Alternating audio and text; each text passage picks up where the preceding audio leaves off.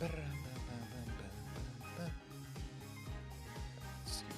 live. Yay. Okay. Test, test, test. Can we hear me? Can we see me? How we doing? How we feeling? Your boy has been working real hard and had a huge burst of energy for 2 days and then just completely slumped for half of Wednesday. But he's been working hard and hardly working. And we're back playing more Phoenix Wright Ace Attorney Spirited Justice for the first time. We're continuing episode 2, The Magical Turnabout. It's time to meet this new prosecutor I hardly, who I guess knows Apollo, according to the anime cutscene. And like 2 lines of dialogue. Excited for that. I don't know what the next game is gonna be because we've been I want to split this one up by case just because the cases are gonna get like a lot longer and stuff. It was gonna be Wander Song, but she might not show up by Monday, so that's nice and stressful. We might do Arkham Knight or something cozy. I don't know. Members, it's in the community tab. Help. I don't want to do something like one-offy and cozy because I feel like that's not a long enough break, but I don't want to play like a massive game and it's too long of a break. So yeah, like, share, comment, subscribe, ring the bell, check the settings, set them to all, donate or become a member, hit that like, leave a comment. You know, the only thing more fragile than my self-esteem is the YouTube algorithm, apparently. So make sure you leave a comment about all the things you like in this stream, how satisfied you are with it, and how much you like it. Only one person followed that instruction last time. But yeah, we're back. Phoenix is still in freaking Karine. So this is Apollo and Athena defending Trucy. Because much like our first magical girl adoptee, much like Maya, she has been accused of murder, and we gotta stop that. But yeah, click the things, you get it, hit that join button to become a member. It helps me pay for games, and you get to help me pick games and all that good jazz. Members only streams, all that good stuff. Thank you, Haley, Twelfin, Ari, Lindsay, Wolfcat Dragon, Polyphonica Studio, Owie301, Robeson, Lucina, Cole, Cheney, Eggs, Ashley Jammer, Richie, Adam, Always Ari, Cheyenne, Lucas, Serena, Pseudonymous Entity, Happy, Hank, Exotic, Big, Sabrina, Wizard, Haku Lives, Jesse, and Skyworms. Sorry, Haku Lives, I skipped your numbers. Please forgive me. 2613? Haku Lives 2613? So yeah, click the things and all that good stuff. Alana's modding as always. She's never missed a single stream. She has no life outside of this. But yeah, drop a buck here at thethirdbill.com. Plug, plug, plug, blah, blah, blah. And let's go. Yeah, I always get, I guess it's the same autosave, but I always get confused. Yeah, we're good.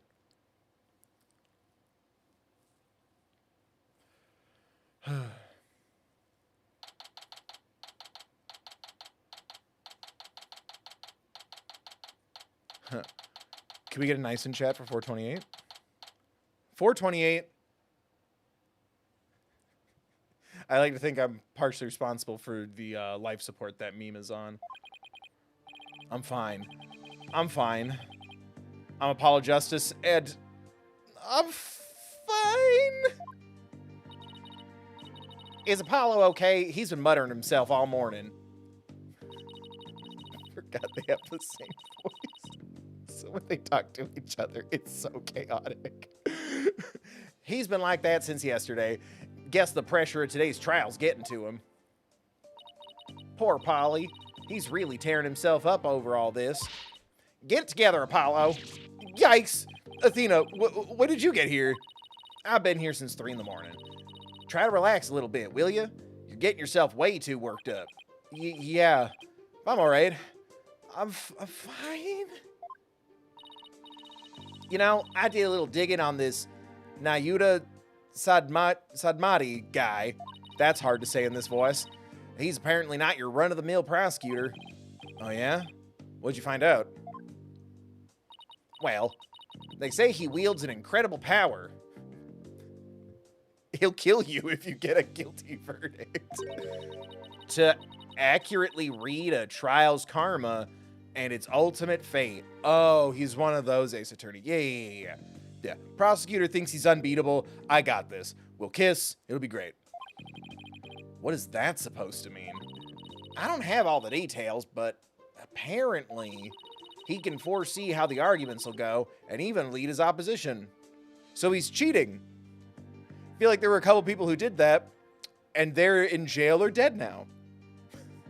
Or my husband.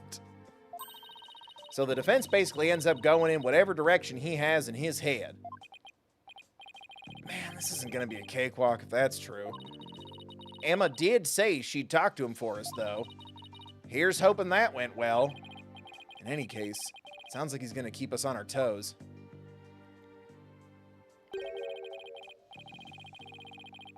That's why I know you're ready. Why I know I can leave Trucy in the office to you. You. I believe in you, Apollo. Apollo.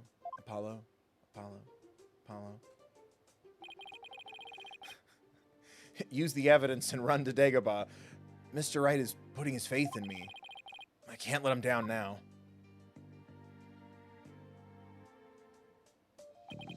I'm fine.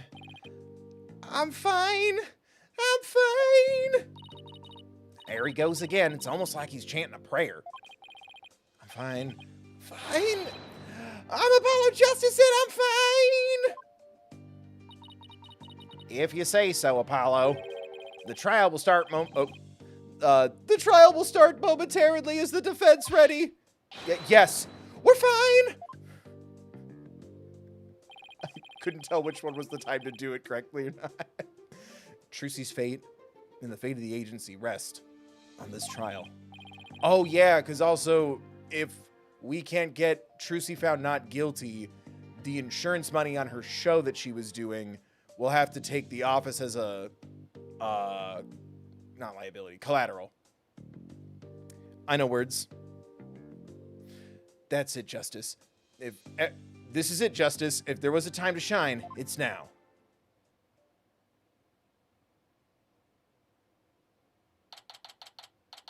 April 28th, 9:30 a.m. District Court, courtroom number 6. Oh, they put us in number 6? Yeah, 6 always smells weird. Court is now in session for the trial of Trucy Wright. The defense is ready, Your Honor. Fuck. I didn't realize I have to think of a voice. Oh, I've been so busy making video. Please click all my shit. I guess we could do prosecutor voice.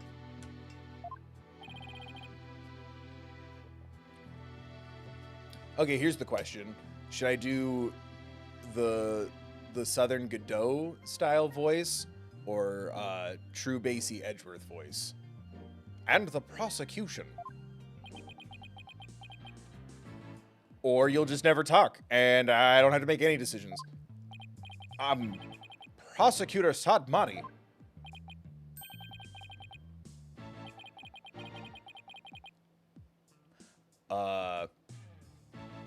Yeah, 1,000 pardons. It was rude of me to keep you waiting. I was praying for the victim. Oh, praying. Yes, I see. And I was thinking to add to your prayers with my thoughts. You're a... God damn, these words are hard in voices. You're a Koreanist monk, correct? Correct, prosecutor? Yes, that is correct. I am but a lowly monk from the kingdom of Koran. I beg in advance for the forgiveness and kind patience of everyone here in this court. I'm unfamiliar with the proceedings of this country, and may make many blunders. He seems like such a gentle-mannered soul, doesn't he? I wonder if Emma had a chance to talk with him about Trucy. What kind of sandwich are we going to get at recess? Now then, Prosecutor Sadmati, your opening statement, if you would. Certainly. In the name of the Holy Mother, I vow to guide the victim's soul to a land of eternal peace known as the Twilight Realm. Ooh, that made me burpy. Now, let the last rites of the victim begin. Nayuda Sadmati.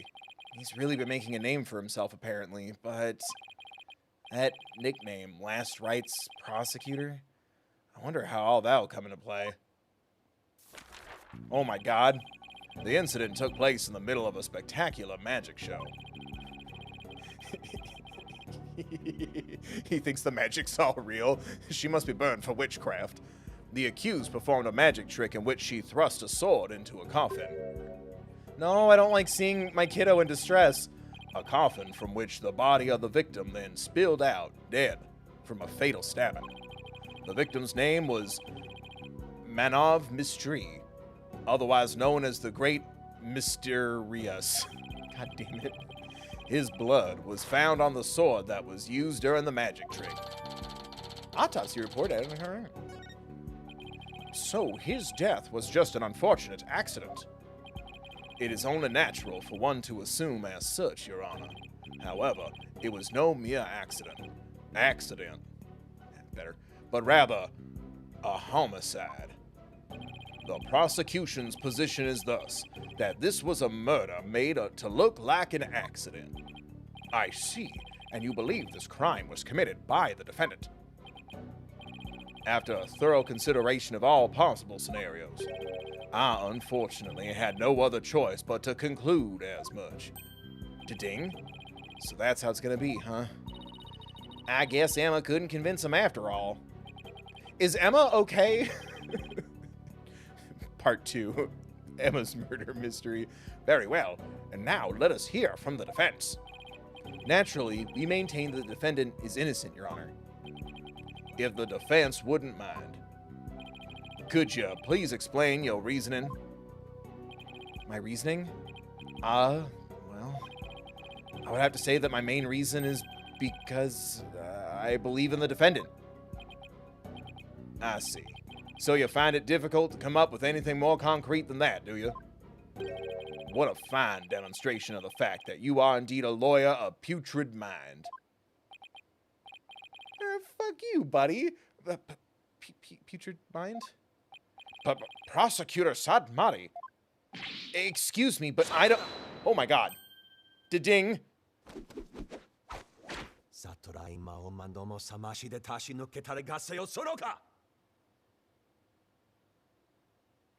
Yes. No? If you don't mind my asking, prosecutor, I like that it was in a different language. If you don't mind my asking, prosecutor, what was that you were just chanting? A sutra of the Holy Mother that guides those of tainted soul toward enlightenment. It is a Quranist incantation, I almost said incarnation, to awaken the foolish from their fruitless slumber. Fitting for a lawyer who indulges in such fancy as the innocence of the accused. I see. So basically you're asking the defense to get real. Bet no cap. Allow me these few words, defense. It is my duty as a monk to punish sinners and to guide victims' souls to the twilight realm. Should you show repentance and admit to the accused's guilt now, no harm will come to you. But should you interfere with my sacred last rites for the victim,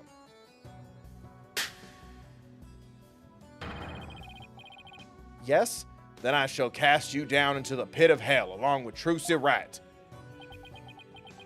Your Honor, he's bullying me. Now wait just 1 minute here.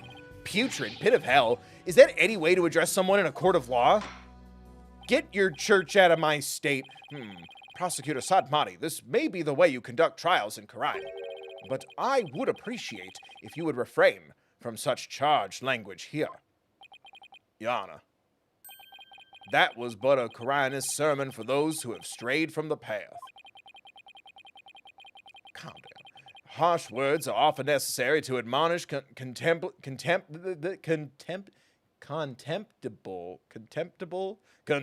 deviants who cannot see reason. Nailed it. First try. Praise me. Like, share, comment, subscribe, donate, become a member. Oh, I see. I didn't realize. I guess they really do hate defense attorneys in Quran, huh? Maybe we shouldn't have let our boss go over there by himself without Googling this first. Even still, That was way, way over the top as far as verbal abuse goes. And the trial's only just begun. Well, defense. I suppose the way a prosecutor does things varies by country. Why don't we look at this as a cross-cultural exchange and try to be open-minded about it? No, he's bullying me regardless of the language. What? Bailiff, please bring in the first witness. Emma! Oh, she's eating snackoos again. Munch. Uh-oh. I thought she said goodbye to the snackoos. People deal with stress in their own ways.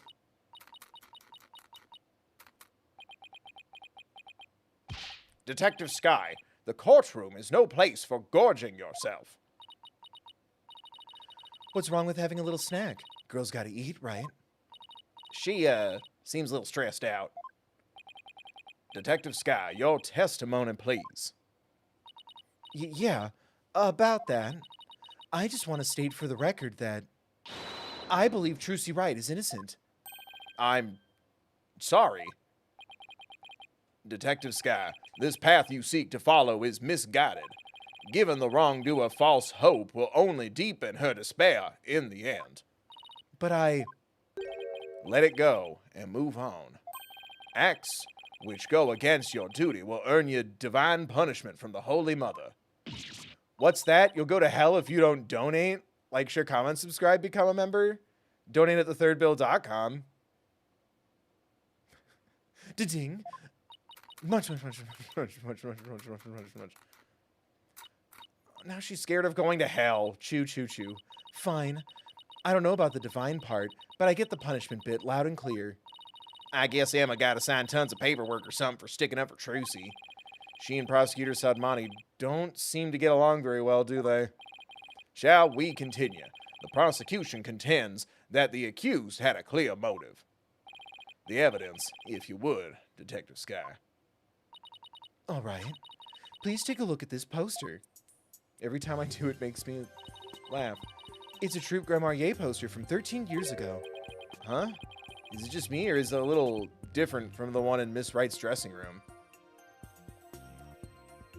Yeah, there's extra stuff? And he's canceled. This is a revised version of that poster. This one says canceled under Mysterious. That's right. Mysterious left the troop after the first version of the poster was printed. Take a look at Mr. Rias's right forearm, near his elbow. See the big scar there? Damn. He apparently got that when he made a mistake while practicing a magic trick. Ouch, that's quite a scar. Because of the accident, Magnifi Grandmarier concluded Mr. Reyes was too unskilled. Mysterious was too unskilled. Just before the show was to open, Magnifi announced Mr. Reyes wouldn't be appearing. But in defiance of Magnifi's decision, Mr. Reyes tried to go on stage anyway. This, in turn, caused Magnifi to oust Mr. Reyes from the troupe on the spot. He kicked Mr. Reyes out? That seems rather extreme. Did he really have to go that far?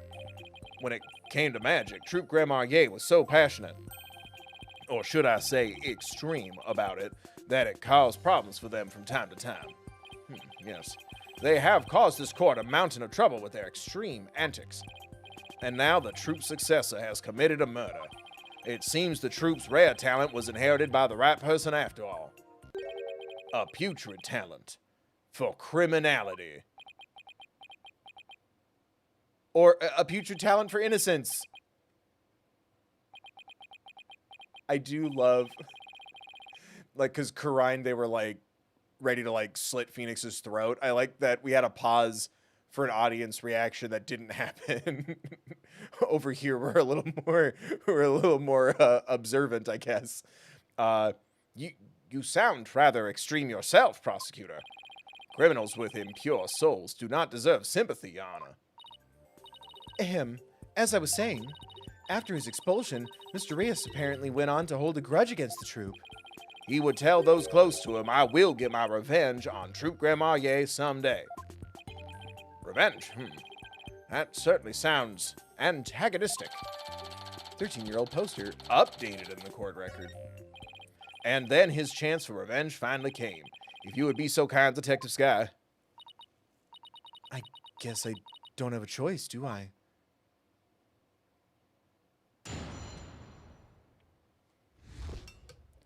Testify how Trucy definitely didn't do it. The victim planned to get his revenge on Troop Grandmarnier during Trucy's magic show. Mysterious was going to first steal the Grandmarnier notebook from the defendant. He then intended to reveal the secret behind their magic tricks during the show. That was the victim's plan for revenge, and while he did, in fact, steal the notebook, the defendant murdered him before he had a chance to reveal the secrets. But Trucy isn't like that. By the time the accused had discovered the notebook's theft, it was too late. Her only option was to kill Mysterious and make it look like an accident. Objection! Shut the hell up. That's nothing but conjecture. What? Mysterious. Yeah. We figured that out in the last stream. It's okay. It's okay. It's very technical. It's nothing but conjectures. Objection. The victim's assistant, Bonnie DeFam, gave the police a statement. She testified that just before the start of the show, Mysterious said, "I'm going to reveal all of Troop Grandmarnier's secrets on stage today." What? Well, that isn't exactly a great starting point for a rebuttal, is it? You're telling me. Allow me to give you one piece of advice, defense. Oh, and what's that? Oh my god, you can summon crimson butterflies? Let it go and move on. Excuse me? Helping a sinner will only sully your own soul.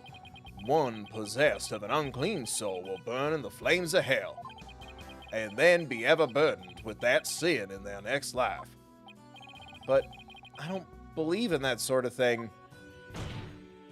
That's why they call me Agnostic Justice. Besides, I have no intention of giving up.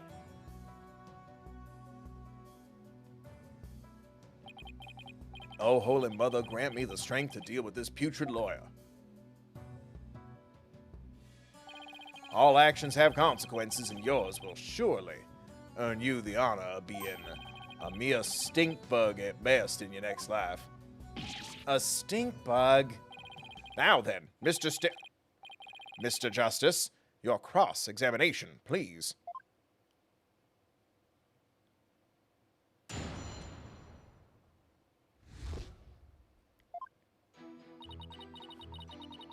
I have 5 attorney's badges. Press to present.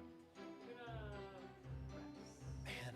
Okay, the victim planned to get his revenge on Troop Grandmarnier during Trucy Magic Show. Mr. Reyes was going to steal the Grandmarnier notebook from the defendant. He then intended to reveal the secrets behind their magic tricks during the show. That was the victim's plan for revenge. Well, he did in fact steal the notebook. The defendant murdered him before he'd have a chance to reveal the secrets. Hold it! No? Shut up. I'm sorry, but what exactly is the basis for claiming it was murder? Beats me. What? The basis is beats me? You'll have to ask Prosecutor Sadmati over there, because he hasn't told me his reasoning either. Munch, munch, munch, munch, munch, munch. The system is failing, Emma Sky, Detective Sky. Your feeding of information to the defense has not gone unnoticed by my eyes. Oh.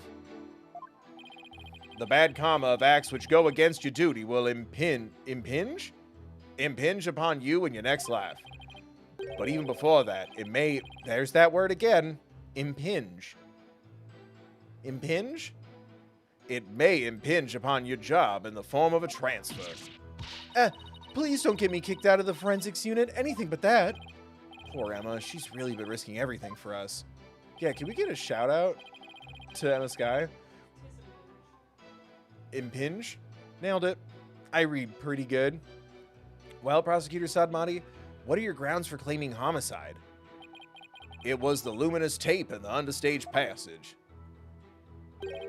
I realized that it had been moved so that Mr. Reyes Mysterious could climb up into the downstage coffin by mistake. What? Mr. Reyes, who was waiting in the understage passage, was supposed to have used the upstage ladder shown here on the left. He was to climb into the coffin that had been set up at the backstage area. Ooh, my breath control is rough today.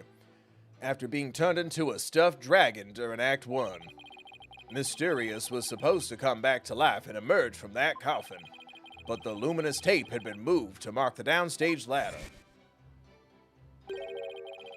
So the victim climbed up into the coffin on the stage itself by mistake. The very same coffin the accused thrust his sword into. Oh my god, the bunny girl. What?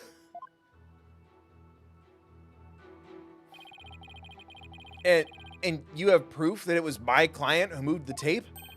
But of course, Detective Sky. Oh, that's right. I identified the defendant's fingerprints on the luminous tape. You what? You actually had proof? Well, defense, are you finally ready to let it all go and move on? Absolutely not. Detective, please add the information about the prints on the tape to your testimony.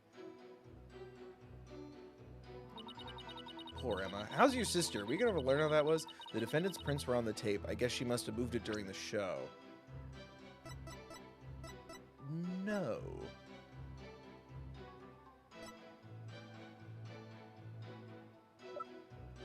I'm also refamiliarizing myself with the evidence. The statement that she moved the lifts, but that doesn't have anything to do with the ladder.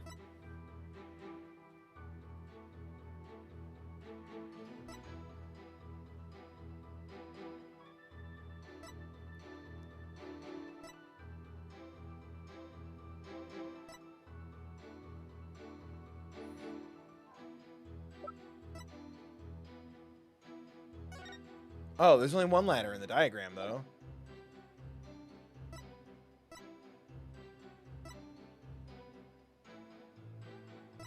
Right, I'm not pressing again. Yeah, okay. In case of fire, now it's empty.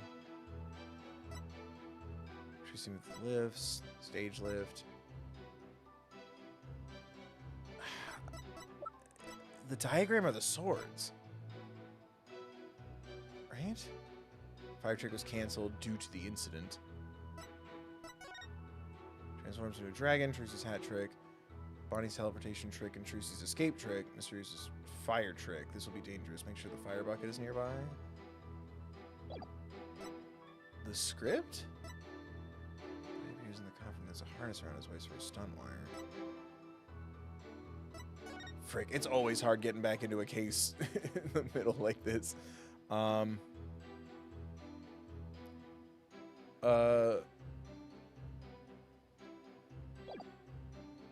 Defendant's prints were on the tape. I guess she must have moved it during the show.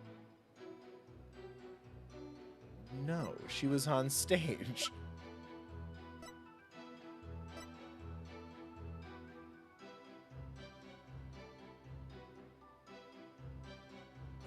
The lift?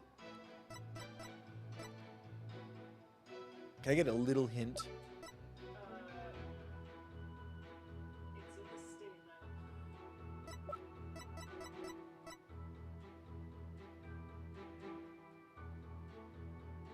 Yeah.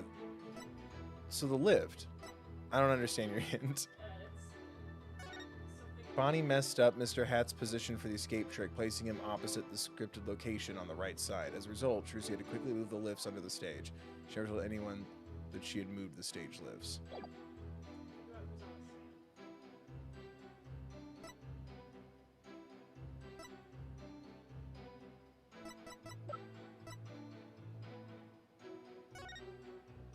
Prints on the coffin lid, prints on the side panels, prints on the top panel, unknown. Trucy wore gloves during the show. Objection! Boom. I'm sorry, Detective Sky, but there's a flaw in your testimony. Oh, really? The prosecution is claiming that Miss Wright moved the understage tape during the show in order to guide the victim into the coffin downstage. But it doesn't make sense that she would leave prints on the tape at that time. Doesn't? Please consider the fingerprinting results of the main coffin, which shows that not one of my client's fingerprints was found on or in it. That's true. We didn't find any of her prints on that coffin. Because... I think you've realized what the flaw in your testimony is. Claiming Miss Wright left prints on the tape during the show is inconsistent with the facts. Because she was wearing gloves during the show. Oh! She must have left the prints sometime before the show started. In other words, her prints do not prove she moved the tape to mislead the victim. The prosecution's investigation was insufficient. Oh, my. But on a personal level, I'm very happy about that. Thanks, Emma.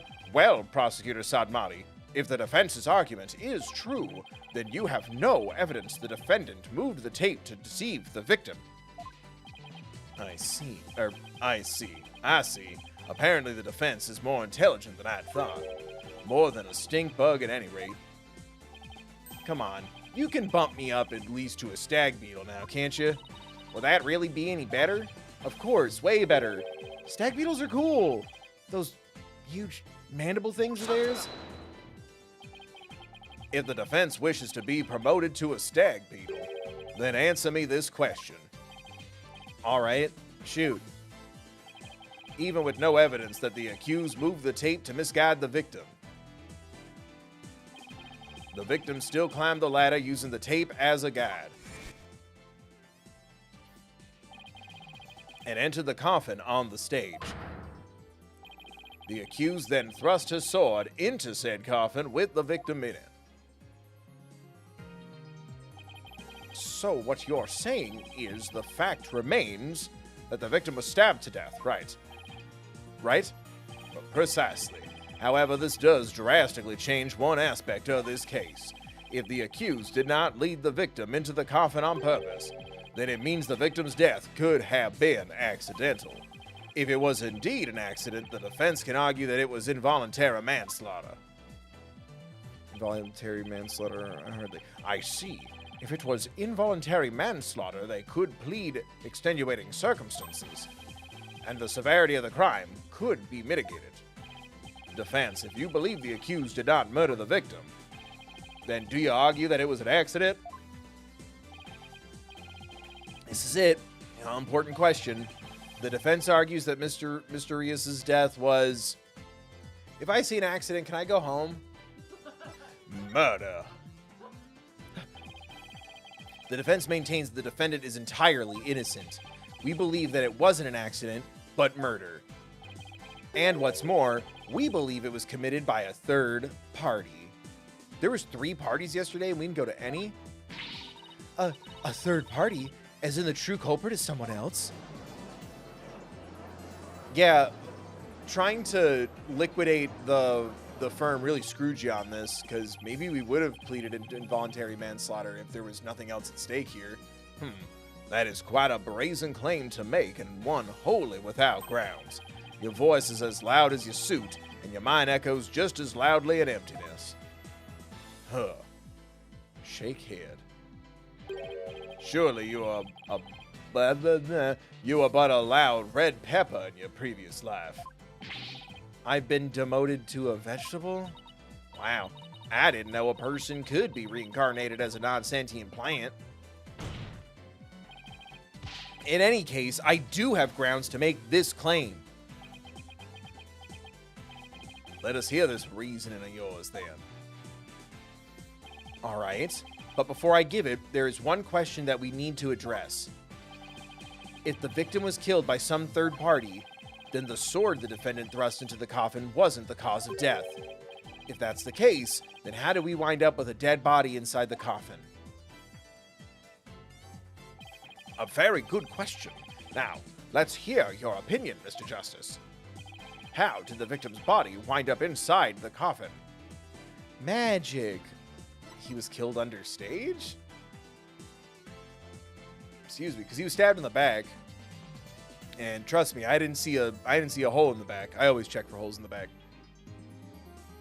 He was killed under the stage. Hooray! What if the victim was killed under the stage before being put into the coffin? In other words, what if the victim was already dead in the coffin from the get-go? Oh, I see. In that case, the defendant's sword wouldn't have been the cause of death. How do you respond, Prosecutor Sadmati? That is the third time. The third time of what? Yeah. What? Did you throw beads at me? Oh my god. What the heck is this?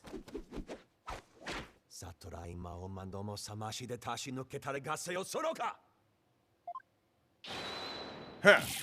Ow, my head!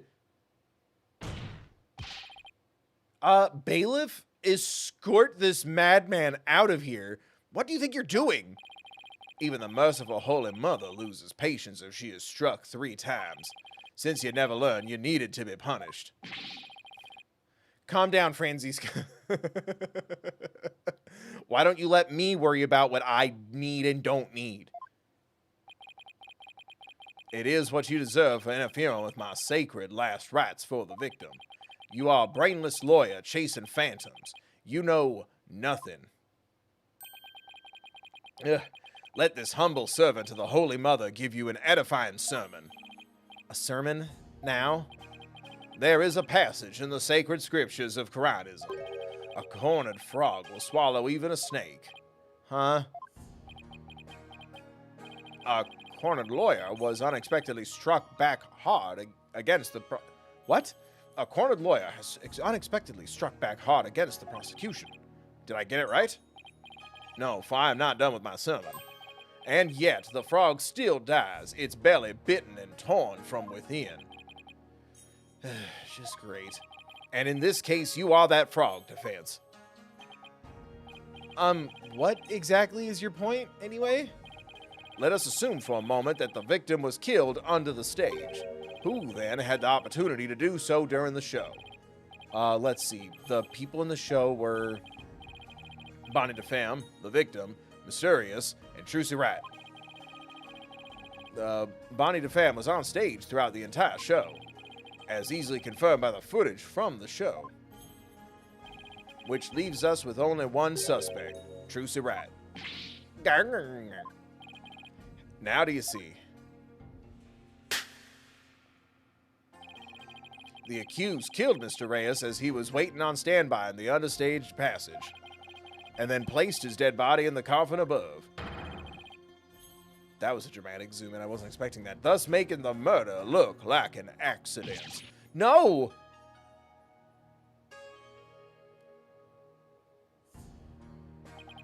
Oh, great and merciful Holy Mother. Thus another putrid mind has been guided toward enlightenment.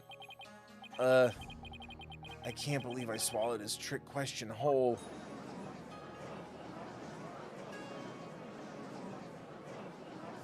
I still don't... Yeah, thank you. I'm like, that's still conjecture. Sorry, but I have to raise an objection here. Athena, what are you... There's something I want to point out, Apollo. And who might you be? You strike me as a mere child in countenance. I may be young, but I have an attorney's badge just the same. And you would contribute to this discussion in that capacity. I most certainly would.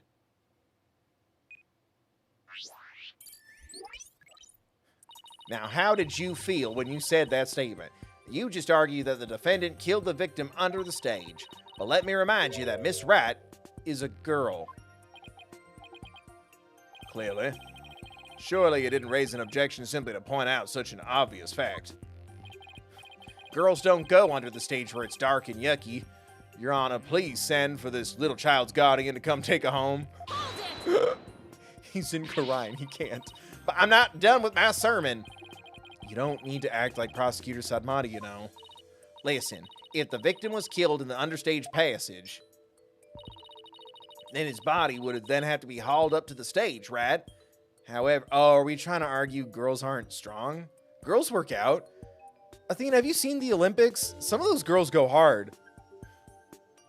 Ladies, you can lift. I believe in you. Then this body would have had to be hauled up to the stage, right? However, Miss Wright is a young girl, and a pretty petite one at that. She couldn't possibly have hefted that large body up and put it in the coffin.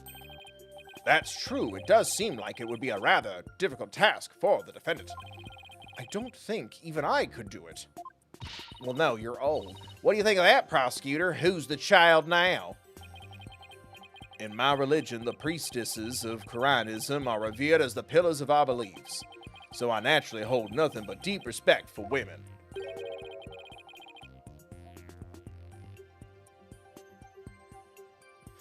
Maybe not a red flag, but a yellow flag. I respect women, and I think highly of the female perspective is definitely on my, it's blipping on the radar. I don't feel like you need to say it out loud. I also think highly of the female perspective. Says the man who called this fair maiden a little child. Who's a fair maiden?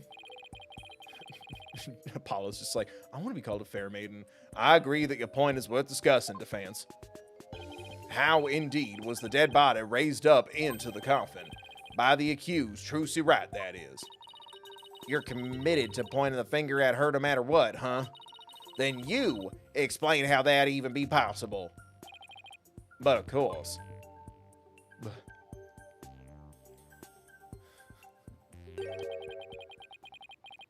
There was a way for even a small creature like her to raise the victim's body up. Huh? Wait, you really can't explain it? I foresaw that our argument would come to this, so I have prepared a witness. Well, I admire your readiness, prosecutor. It is really not that difficult when one can read the ultimate outcome. When one can read the ultimate outcome of any trial. He couldn't have really predicted that things would turn out like this, could he? It's pretty hard to believe. Excuse me, but may I step down now? I'm not interested in two men talking about feminism. You may sit down, Emma Skye. Yes, I suppose you may. One moment, Detective Skye. Ding. I'm sorry for, the way I handled all of this. You did a fine job, Detective. Your testimony was invaluable. It was? Yes, you served well as a detective and did not allow your personal feelings to interfere. You overcame the conflicted emotions you felt and performed your duty admirably. Well, thanks. Okay. Maybe you're not all doom and gloom. You will be rewarded for your fine work. Emma, is the anti-gumshoe confirmed? Oh. Thank you. It's just the ding, and it's Emma Skye just got a raise. I hope we can work together again in the future. Emma seems bewildered by the unexpected praise. Sam. I guess he's a pretty nice person, like they say, as long as you're not up against him. Ooh. Are you cold? I got a jacket in my bag here. Still wrapped. Now then, let us call the next witness.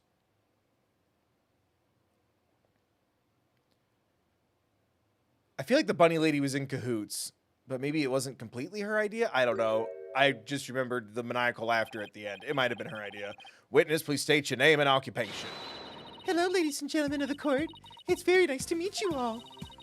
I'm a logomorphing illusionist from the land of fairy tales, Bonnie DeFemme. I can't wait to do some magic tricks for all of you. Please, witness. There is a time and a place for all things, including magic.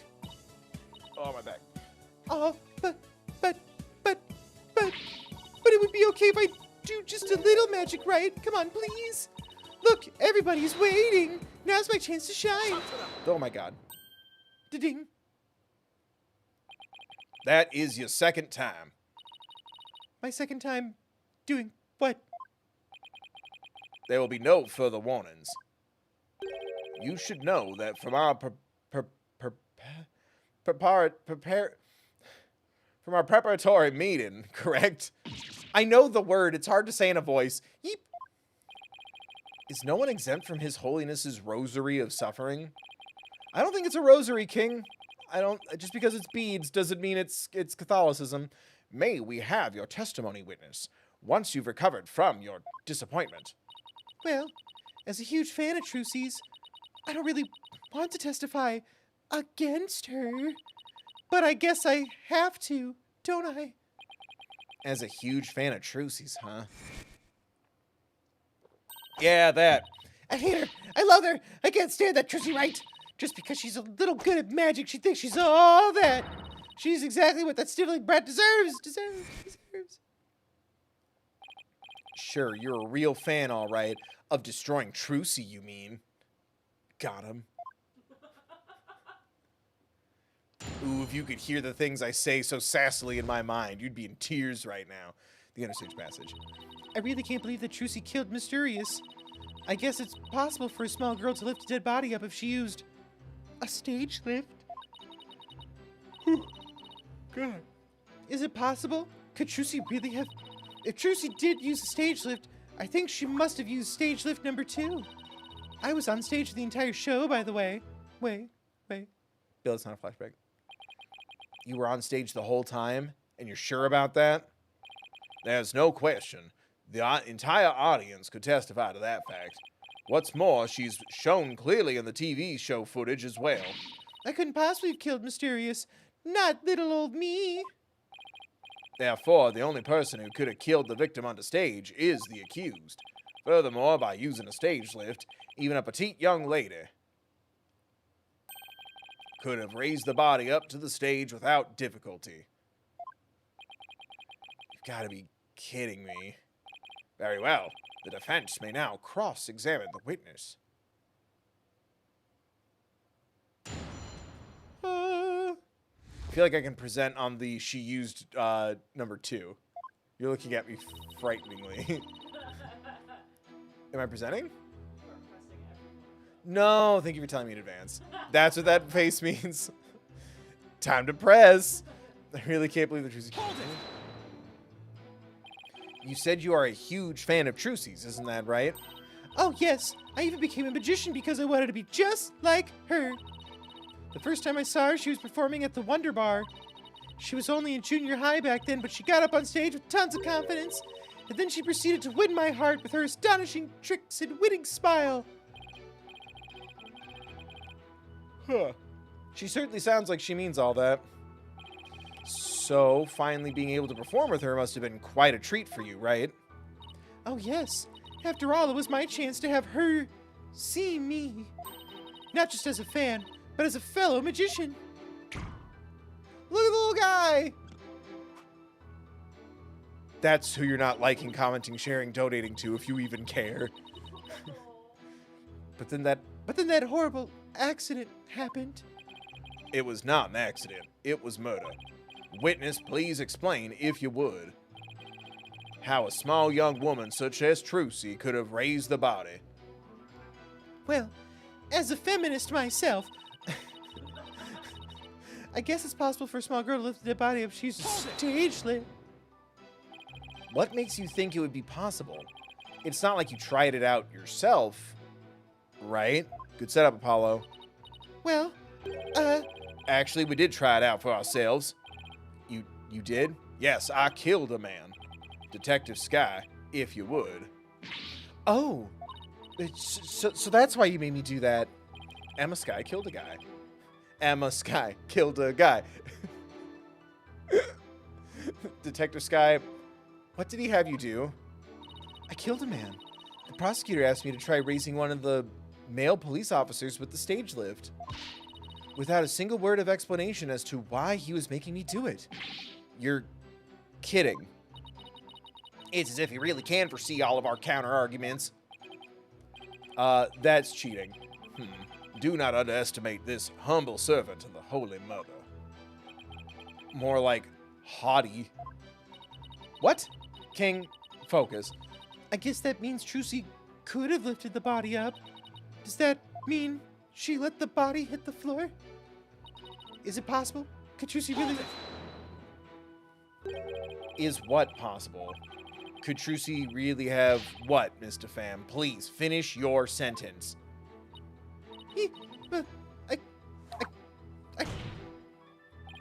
Don't try to beat around the bush. Come right out and say it. Should Judy Hopps and Nick Wilde kiss? Why not tell this court what you really believe? The answer to that is on my Patreon plug. What? What I really believe, of course I don't believe Trucy could ever commit murder. Such an amazing and wonderful magician would never do such a thing. But, taking all the facts into account, what else can I think? I know of at least 3 other unflattering things you really think about Trucy. How can you attack this girl when she's obviously speaking with reserve? There is such a thing as reading between the lines, Mr. Justice. It's sad how the youth of today lack the ability to do such a thing. You know, I think it's an article I read about how Netflix drafts its scripts and tells them to repeat information over and over again because they're expecting their audience to be on their phones watching my shit. I'm okay with Netflix making people repeat things in their shows and movies if it means people are watching only me. Kids these days with their K-pop and their demon hunters. Looking at me like that isn't going to help me stick my foot in my mouth less, Your Honor. Witness, please describe what the accused must have used to lift the dead body. Whew. All right. No. If Trucy did use a stage lift, I think she must have used stage lift number 2. Stage lift boogaloo. Stage lift number 2. Thank you for laughing. Chat, you all laughed at that too, right? The rat. You mean the stage lift shown here on the left? That's right. With a stage lift, I think even a small girl could easily lift a dead body up to the stage. As a true feminist, I believe... And so that makes her the murderer, in your opinion? Of course not. I believe in Trucy. Like I said, I'm a huge fan of hers. Oh, brother. How long is she going to keep this act up? Defense, what position was stage lift number 2 in after the show? I can almost... I feel like the argument should be more specifically Trucy's size than to just keep... Oh, a little girl. Like, I understand the writing. It's like that way with most detective things. There's no way this heavyset person could have ran that fast. There's no way this tiny little girl could have done this thing. This big man couldn't fit in the door. Like, I get it. But, yeah, it almost seems like the argument is, well, girls can't do it, and not specifically Trucy is so little. Because I also keep forgetting Trucy's like, she's like 16, right? 17. She's little, but I know tons of women who could lift me up, and I'm a thick man. Let's see. If I recall, he was in the fully raised position. And the reason why it was fully raised is because the accused used it to lift the victim's body. Wouldn't you agree? Feel free to slowly mull it over while you roast over the flames of hell. Did you just Disneyland point at me? So now I'm also evil. No. What do you mean by that? What did you mean I'm going to hell? No. I want to hear you say it. I was on stage for the entire show, by the way. Really? For the whole show? You didn't even have to peeve? What? You didn't have a single spare moment to slip down to the understage passage? Did you have to pee? Don't tell me you suspect me now. Ooh. I'm just trying to do my job by fully examining your alibi. Depending on how solid it is, I might have to suspect you. Yes. But I'm a little girl. I couldn't You gotta be kidding me. Don't spit on my head and tell me it's raining, lawyer boy. I'm right there in the footage. Are you too much of an idiot to see? Huh? Mr. Pham, are you feeling all right? You seem suddenly different. Oh, oops. Where did that come from, right? Too many romance novels to be turned into a streaming series. Oh my, I seem to have snapped there for a second, didn't I? Tee. Oh my god. All right, we're good. How many times is someone going to snap anime style in these courtrooms until we go, wait a minute, you didn't just snap, you broke character just now. In any case, I was on stage the whole time performing magic. I mean, you saw me in the footage, right? My dazzling and flawless performance. Flawless? That's odd, considering what you told me. You said that you'd made a mistake with where you positioned Mr. Hat. Let Mr. Hat take the stand. Me. Mr. Pham, to what is the defense referring? Well, I made a little mistake on stage. I was in charge of operating Mr. Hat, you see. According to the script, I was supposed to place him to the left of the coffin. But I flubbed it up and made him stand to the right of the coffin instead. And because of that mistake, Trucy had to move the stage lifts around. We're questioning how strong she is, and we have an image of her just like shoving that lift by herself. I feel really bad about messing up Trucy. I feel really bad about messing Trucy up like that with my goof.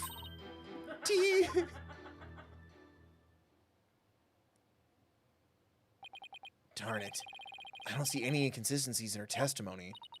Hee. Now do you know who the real killer is?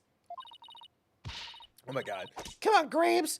Don't just sit there. Hand down your ruling pronto. Do it quick before you keel over up there.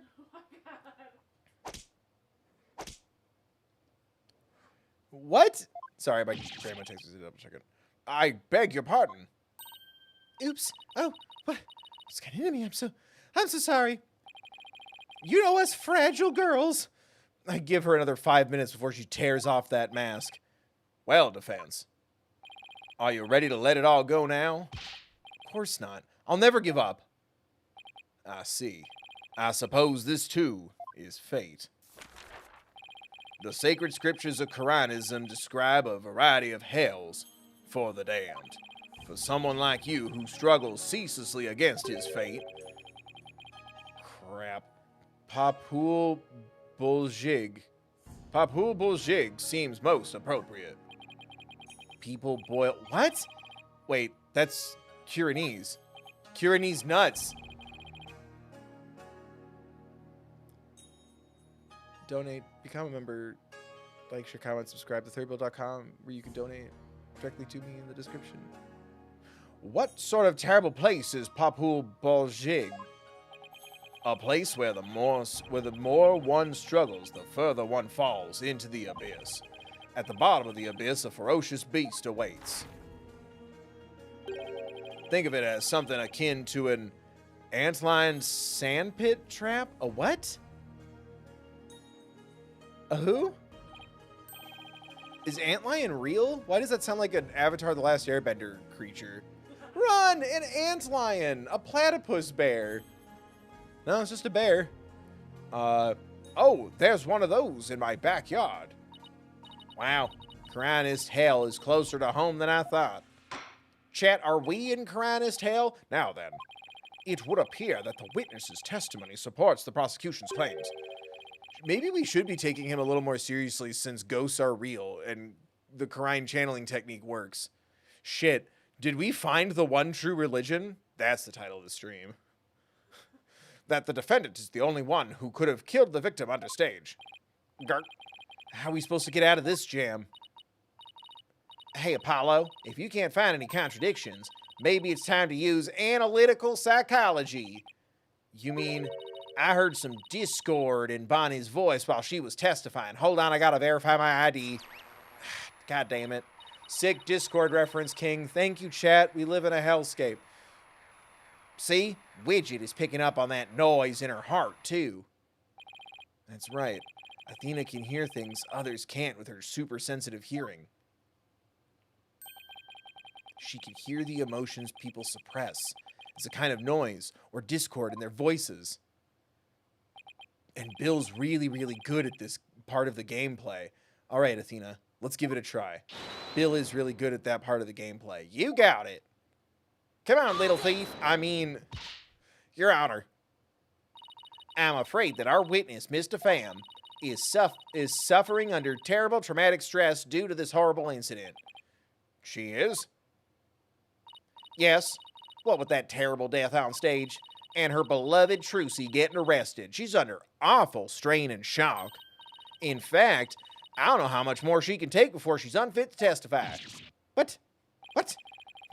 Oh, I've heard of that. What is it called? Postal stress disorder, right?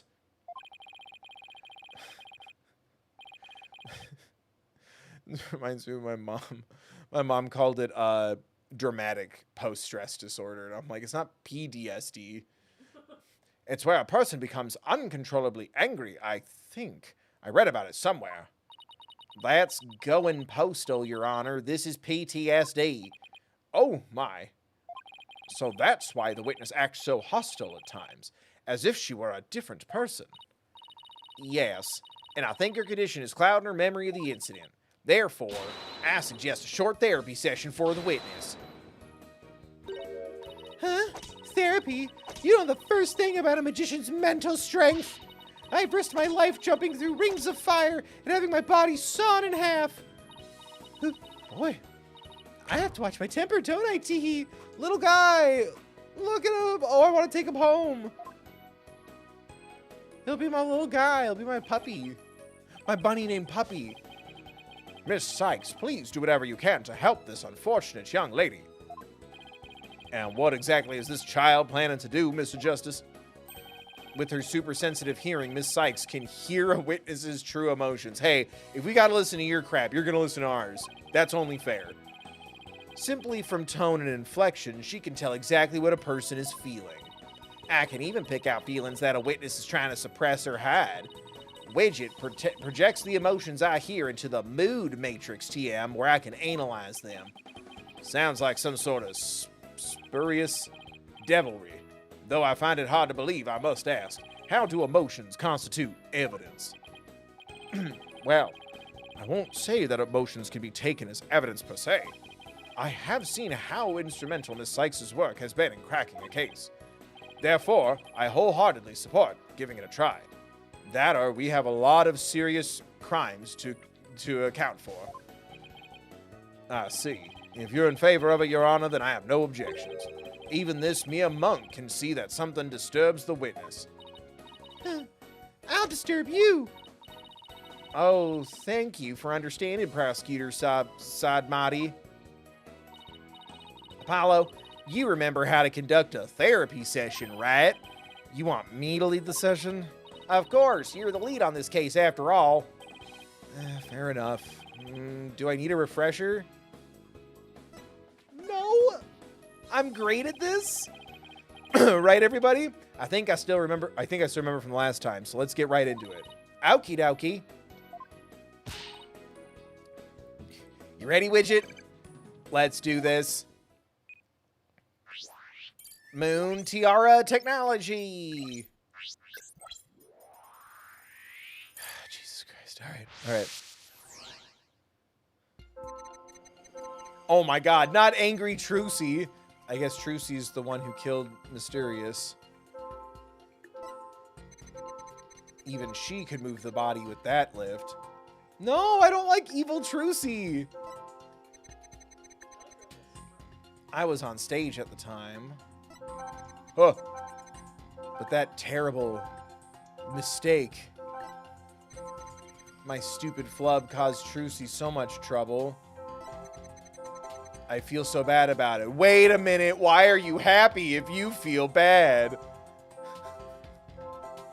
I hate this. It hurts my... Vibes are off, Your Honor. Case dismissed. I have to say, Mr. Pham, you certainly are a strange one. Even though you said, I feel so bad about it, it seems you were feeling happy about it. Like, this is just as much bullshit as, like, body language analysis videos. Don't. I think I can guess why you were feeling happy. It must be because you messed Trucy up? Two of these are synonymous. It was Trucy's big debut makes sense to me, and so does you mess Trucy up. Thank you. Both those are the you messed Trucy up, and you felt good about messing her up because it was her big debut. You felt good about it because it was her big debut, and you messed Trucy up. It's the same to me. I think you were happy because you messed the defendant up. I'm right, aren't I? You gotta be kidding me! Why would I be happy I messed Trucy up? I'm a big fan of hers. Because we saw you. With the same animation. I hate her. I love her. I can't say that, Trucy Wright. Just because she's good at magic things, all that. This is exactly what sibling brat deserves. Deserves. We saw how you said you hated Trucy Wright. How you were glad she was in trouble. And even how it was what she deserved. Ouch. It looks like I hit the bunny on the head, so to... What? Apollo, leave the bunnies alone. It's a sign of sociopathy, you fucking freak. What are you doing hurting animals? I've never heard that phrase. Like bopping them on the head? Like the nursery rhyme? Right? Little bunny, foo-foo. Oh, no, that was field mice. Who's bopping bunnies on the head? You bop mice on the head. Help. Or is it so layered that he's implying she's not really a bunny? Chat, I don't think that's Judy Hopps. Apollo, the noise level dropped. Now, if we could get it down to 0%. Well, Mr. Pham, are you ready to confess how you really feel? What? What do you mean? I'm Bonnie, the sweet, cute little bunny. I'm a rookie magician working hard to be just like my idol Trucy. That's the character I'm supposed to be. Keep that up, Mr. Pham, and you're gonna have a mental breakdown. Just let yourself be who you really are. Okay, Steven Universe. Who I really am? But I'm a little bit of everything all rolled into one. The two sides of you are fighting each other and doing you psychic harm. I like this is framed around concern. Now I'm starting to think the bunny isn't the actual murder. She was just a part of it. I can hear them. Two distinct voices battling inside you. Shut your pie hole. You know nothing, know it all. You mustn't say things like that, or I might get flustered. Mr. Pham, how long do you insist on maintaining this wolf in sheep's clothing act? I'm starting to think you're not even a furry. We can't end this therapy session until you get real with us. Set the wild beast inside you free. What is happening? 11:59. I want to feel the beast inside.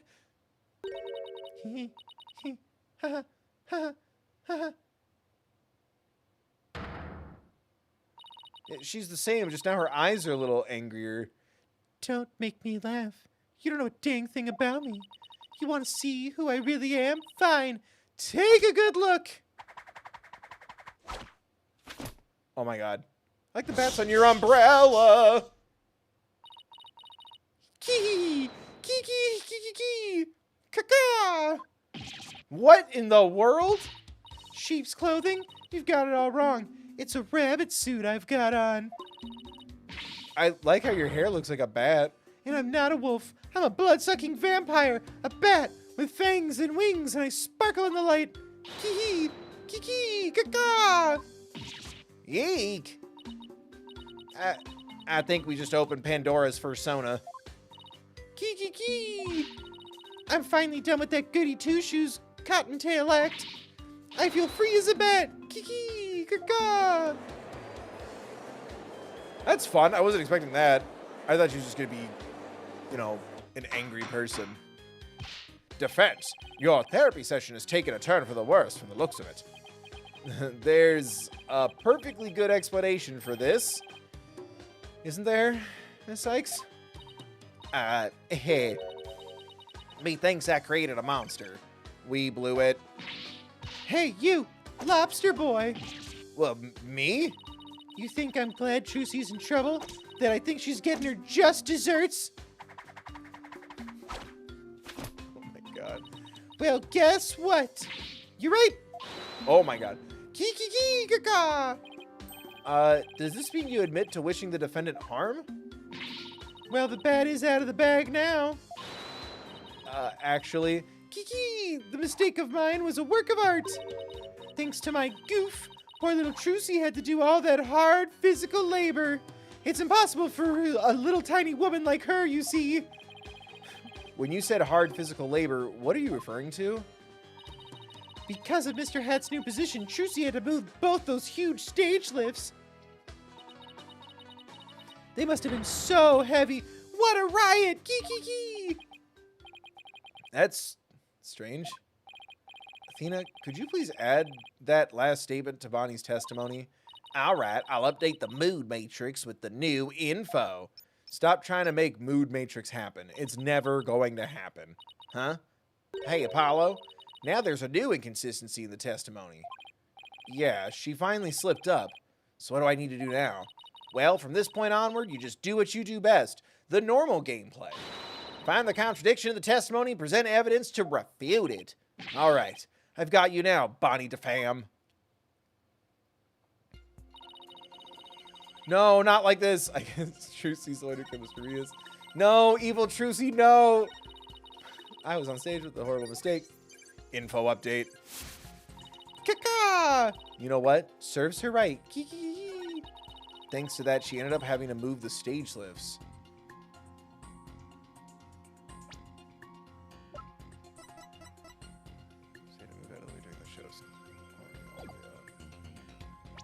Yeah, it was already up. She moved the stage lifts to cover Bonnie's mistake. She told no one about this. Objection! Let's fucking go. And I did that one without asking for a hint. Praise me, chat. Talk about what a good, smart boy I am. Good, smart man. Praise, slaughtered. Nightmare felled. That doesn't make sense. What? So you think I'm crazy now? What? Me? A harmless little girl who could never do physical labor? No, that's not the point I was trying to make.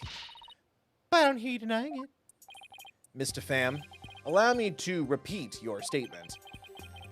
Thanks to the she ended up having to move the stage lifts. Kee, caca, that's right. And I still say that's what she... But how did you know? How did you know Miss Wright moved the stage lifts? Huh? What? What? According to her own statement, she didn't tell anyone that she had done so. What? What? What? What? What? So how could you possibly have known what she had done unless you saw her? You saw Miss Wright moving the lifts in the understage passage, didn't you? Key! No. No. Now she's being bullied in these animations.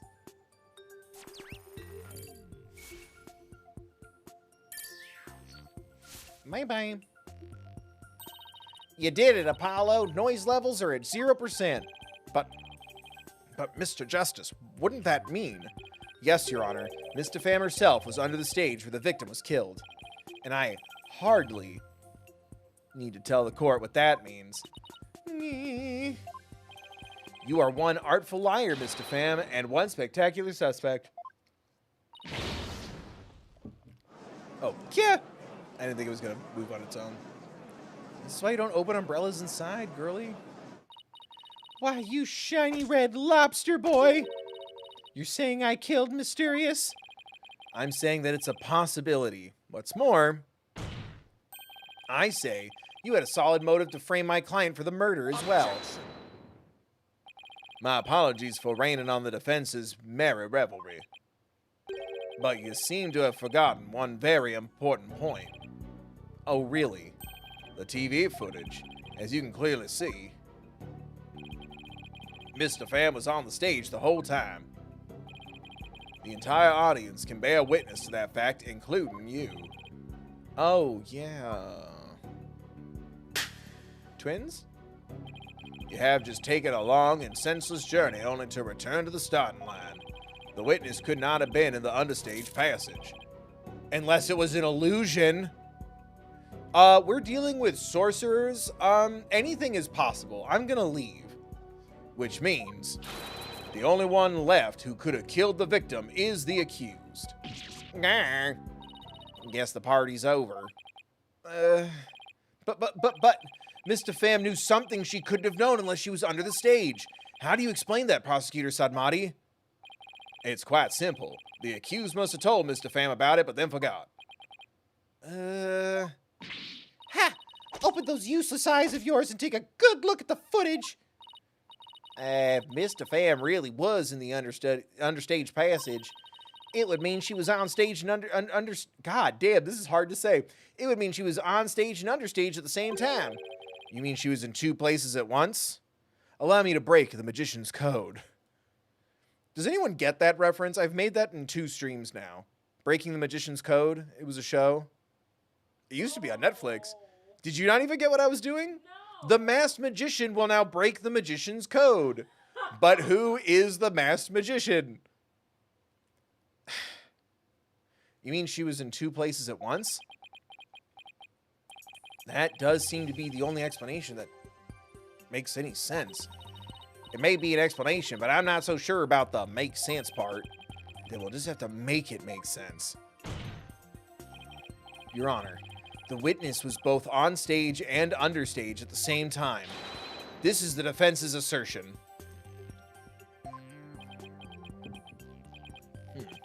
I've heard some illogical things come out of you before, but this is absurd. I'm sure you'll change your tune once you hear my reasoning, Your Honor. My gut tells me you're bluffing, but I'll bite. Very well, Mr. Justice.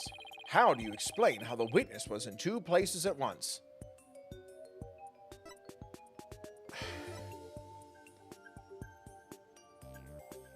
These are all the same to me. She teleported, she's a magician, but that also feels like the fake answer because she didn't actually teleport because it's a magic trick. Magic isn't real. There were 2 bunnies because she used her trick because it makes an illusion. Magic isn't real. The Bonnie on stage was fake because she used the illusion because she used a trick. Magic isn't real. These all are the same to me. So which one is the one they want me to say? There were 2 Bonnies. Twins or a magic trick? It's never twins. There were 2 Bonnies, Your Honor. If that were the case, it would all make sense, wouldn't it? There were 2 of them? Are we going to go the twins route? I genuinely thought it was... She did a magic illusion. It was a perfect illusion. I suspected you had a few screws loose, but now I see some I'm missing altogether. Is there a toolkit in this courtroom, Your Honor? I suppose 3 screws to the head should righten his putrid brain. First I'm going to hell. Now you want to give me a lobotomy. This guy. Very well. Bailiff, could you... Bailiff, could you... No, wait, please listen to my argument. Very well. I suppose it wouldn't hurt to at least give it a listen. As was argued earlier, Mr. Pham is shown in the footage the whole time.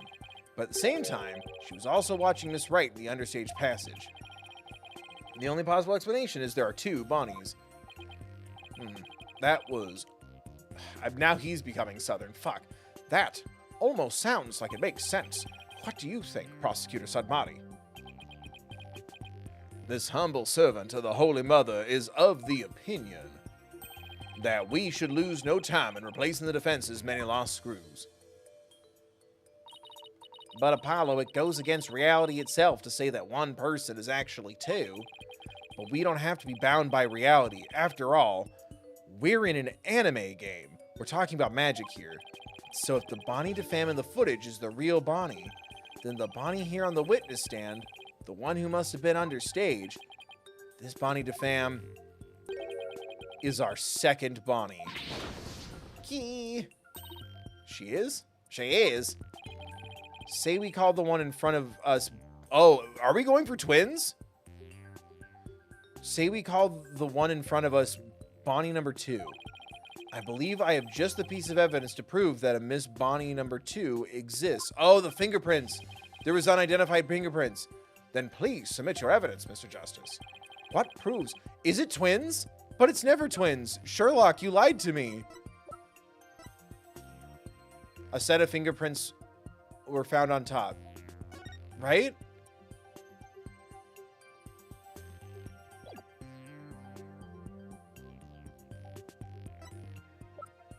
Unless there's something else that I'm missing.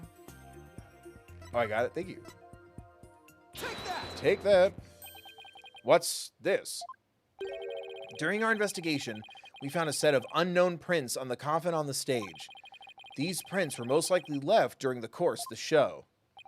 but they didn't match the prints of any of the people involved in this case. An unknown third party's fingerprints. I keep hearing that fucking Cocoa Pebbles commercial from like 20 years ago. Exhibit C for chocolatey with Bonnie's fingerprints. I keep hearing it. It's stuck in my head. Commercialism poisons our brains. Remember to like, share, comment, subscribe, donate, become a member. You can donate at thethirdbill.com. Good way to support me. Patreon plug. Gonna be watching Amazing Digital Circus this weekend for Patreon.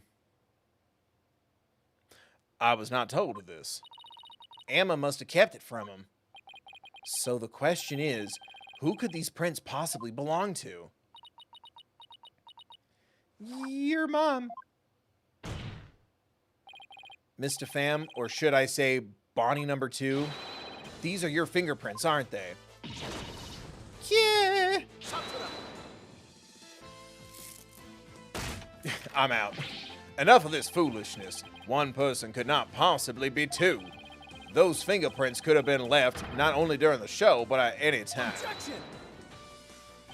It's not like you to lose your cool like that, Prosecutor Sadmati. Put your beads back on. And I'm sure you know that. Exactly when the prints were made is not the main issue. What do you mean by that, Mr. Justice? The issue is, who do these unknown prints belong to? They're certainly not Bonnie DeFam's. But what if they belong to the person standing right in front of us? Oh, you mean Bonnie number 2 is the second Bonnie? Is that what you're implying? It's preposterous to suggest that those prints belong to the witness. I say they must belong to some other unknown individual. Then why are you still blaming Trucy? So, Prosecutor Sadmati, can you really look at her and still say that? She's a bat, for crying out loud. What are you looking at? Take a picture, it'll last longer. How could this be? How could this be? If we check her prints, I'm sure they'll match the unknown set.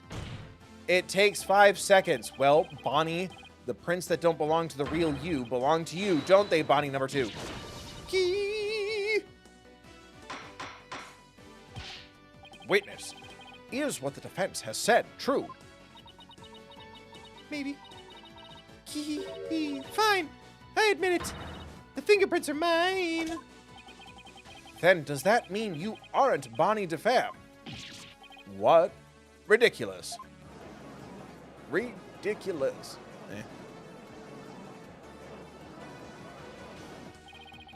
Are there really 2 Bonnies? Nope. There's only one Bonnie. That's because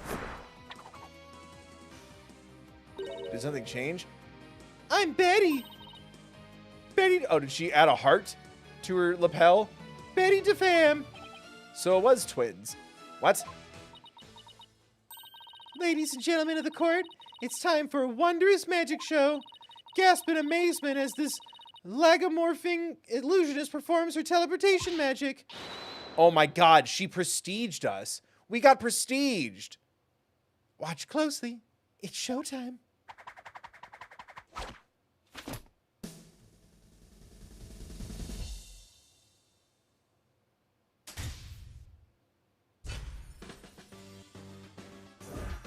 Is this allowed? Oh my god.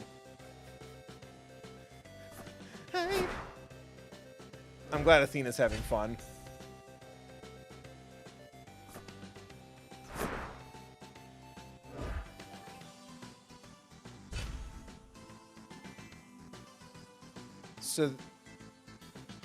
So is one actually a bunny girl and the one's a bat girl?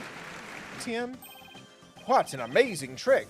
The witness has suddenly split into 2 people. It's not a trick.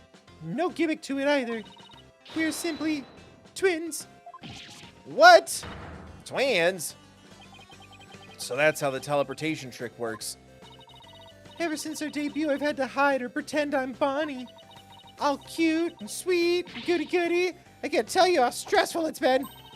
But I don't have to hide anymore. That's right. Our days of sneaking around are finally over. What? their cover is blown, but they actually seem pretty happy about it. So which one of you is the nice Bonnie DeFam we met in the dressing room? That would be me. And the sharp-tongued Bonnie we saw with the ratings Raja under the stage was... Hey, who are you calling sharp-tongued? It's all starting to make sense now. Fingerprint results updated in the court record. So, Mr. Justice, this changes the facts of the case rather dramatically, doesn't it? Fuck, I have an eyelash. It certainly does. During the show, it was Bonnie who was on stage the whole time. So Bonnie couldn't have committed the crime. But Betty, on the other hand, who was understage, did have the opportunity. No.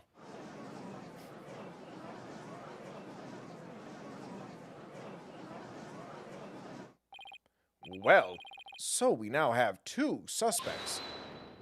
I like that it was a play on her angry anime character transformation. That's fun, though. Wait just a minute there, Lobster Boy. I didn't do it. That's right. Betty might have a foul mouth, but she'd never kill anybody. Hey, who's got a foul mouth here? Oh my god. Well, speak up, huh? Hold it! Please save your sibling squabbling for later.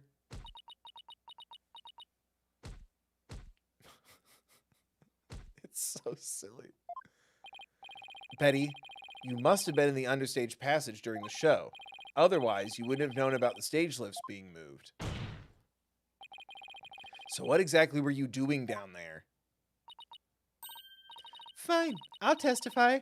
Anything to get you off my back. Prosecutor Sadmati, Betty DeFam is ready to testify. What do you say? Betty, you lied to this humble servant of the Holy Mother. What else can I do? I couldn't blow our cover and ruin our magic act. Hee hee hee. Besides, am I going to your twilight hell or whatever for being a liar? You will indeed. However, it won't be after your death. Rather, I shall give you a taste of your punishment on this mortal coil in interrogation hell. This part of the game takes 17 hours. Now then, Betty DeFam, please explain to this court. What exactly were you doing under the stage? Are they both allowed to just stay up there now? What happened under stage? It's true. I had business in the understage passage because of the upcoming trick. It was the fire trick, right? The one Mr. Reyes was supposed to do? That's right. It's a very dangerous trick, so I had to make sure we were prepared for it. Did Trucy know that they were twins? It was in the script, and I really wanted to see it, but I couldn't, because of the accident. Shut up! You're gonna give away! Anyway, I was real busy. Yeah, way too busy to have the chance to kill Mysterious.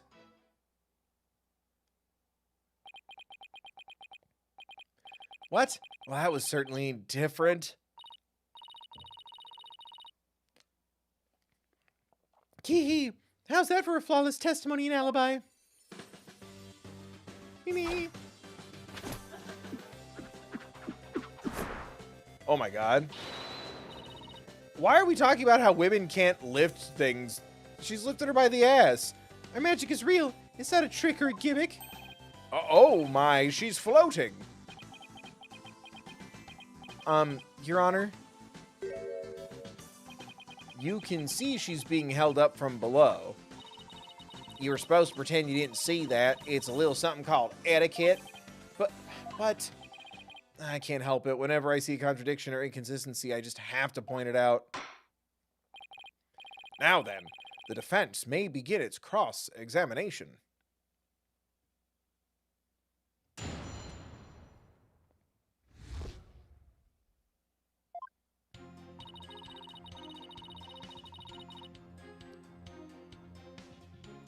Press present.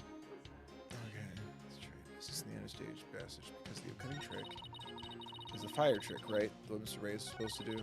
That's right. It's a very dangerous trick, so I had to make sure we were prepared for it. The script. I really wanted to see it, but I couldn't because of the accident. Shut up. You're going to give it away. Oh.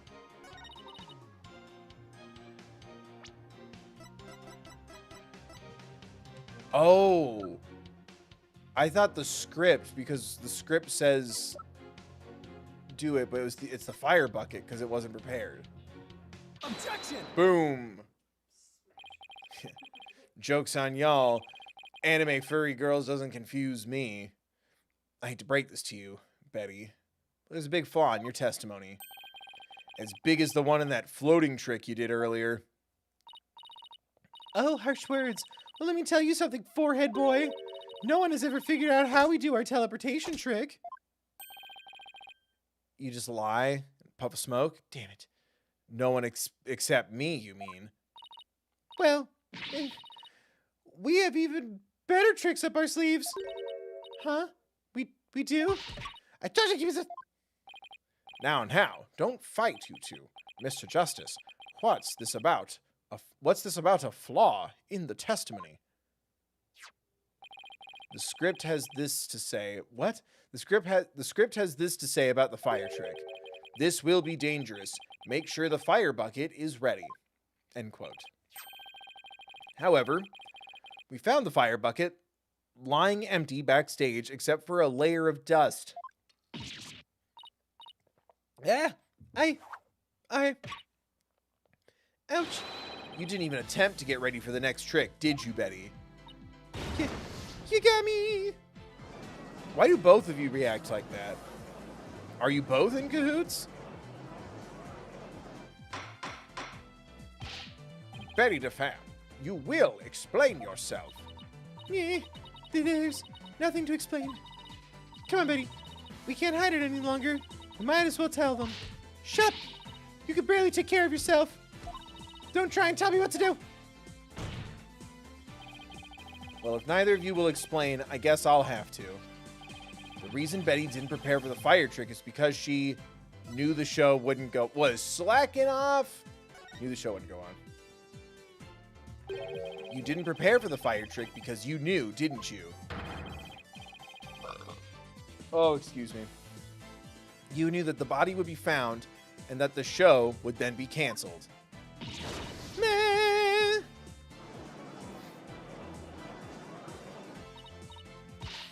Don't be ridiculous, you insignificant speck of a man. I'm gonna yank those lame bangs of yours off. Is that what you want? Huh? Objection! Your Honor, she's bullying me to jail with you. Whatever, they can grow back. Now stop stalling and just tell us the truth already. I can't reveal my secrets. I'm a magician. Objection! You have been chasing the shadow of an illusory culprit. You have been chasing the shadow of an illusory culprit, defense. What? And having chanced upon a convenient target, you have let yourself get carried away. Da-ding? Exactly. Where's your proof? Huh? And yet, I can see that the witness's taste for false words has also been proven. I advise you to confine your deceitful trickery to your magic act, witness. Witness? Grr. Deceitful trickery? As your court-appointed therapist, I'd like to add something here, Betty. You suck. You finally let yourself be who you really are. But if you continue to hide behind lies, you'll just be imprisoning your heart all over again. But all these questions mean you're trying to put me in prison for real. So I'll be behind bars either way? Does that mean you're admitting your guilt? Of course not. I can't believe you people. Every one of you thinks I did something I didn't do, you... Lobster boy, cue ball geezer, headcase brat, Cerberus monk? Cerberus monk? What? Cerberus monk. Cerberus monk. He's a three-headed dog boy? Guarding the hell? Cue ball geezer? A head case brat, really? Betty, calm down. Come on now. Deep breaths. Deep breaths. Huff. Huff. Huff. Look, I'm not the murderer, I tell you. Then how did you know the show would be called off before the fire trick? I told you we can't reveal our secrets. We're under contract. Contract? What is she talking about? Be that as it may, you're obviously a suspect in this case.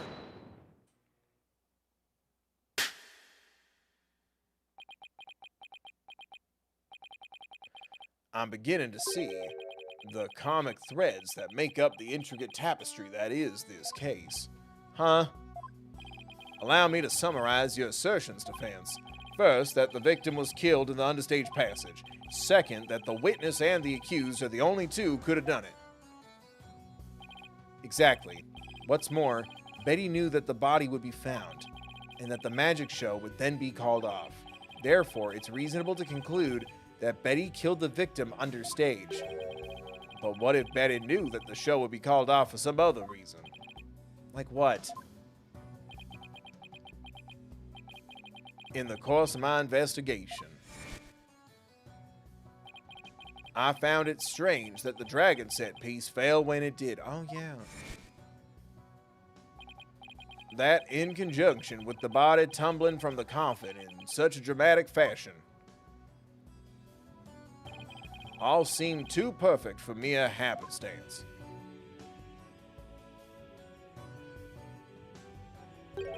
Is it the butterfly telling you what to do? It was as though the entire chain of events had been planned out in advance.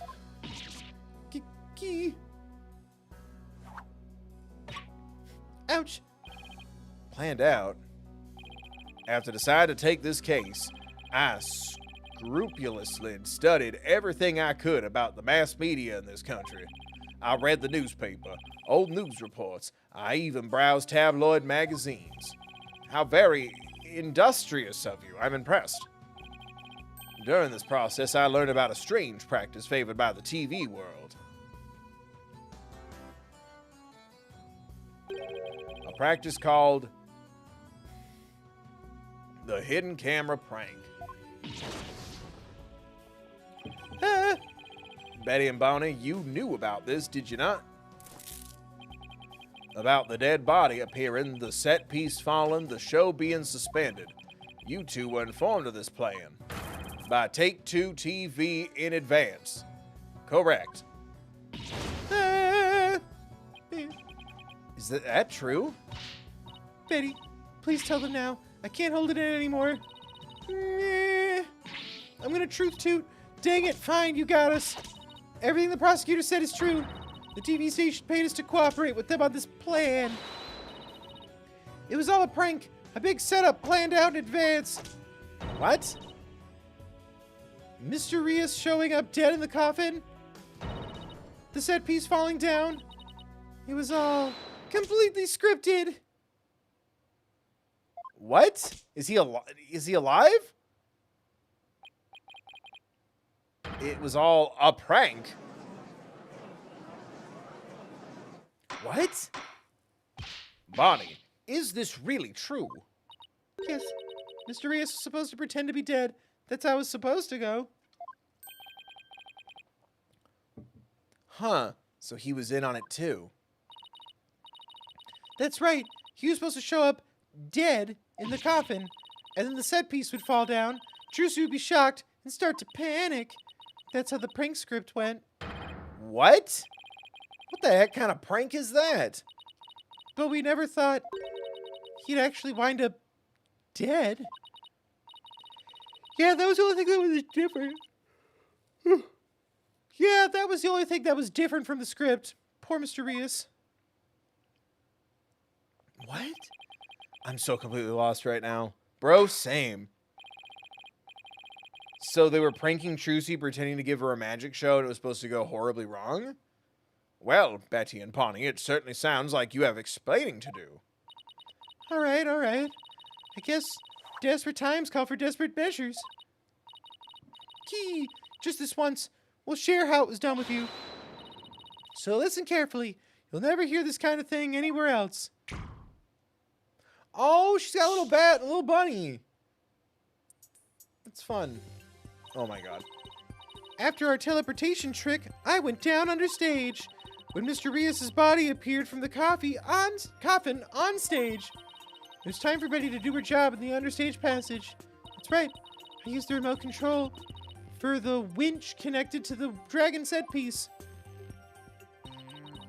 It made it fall down.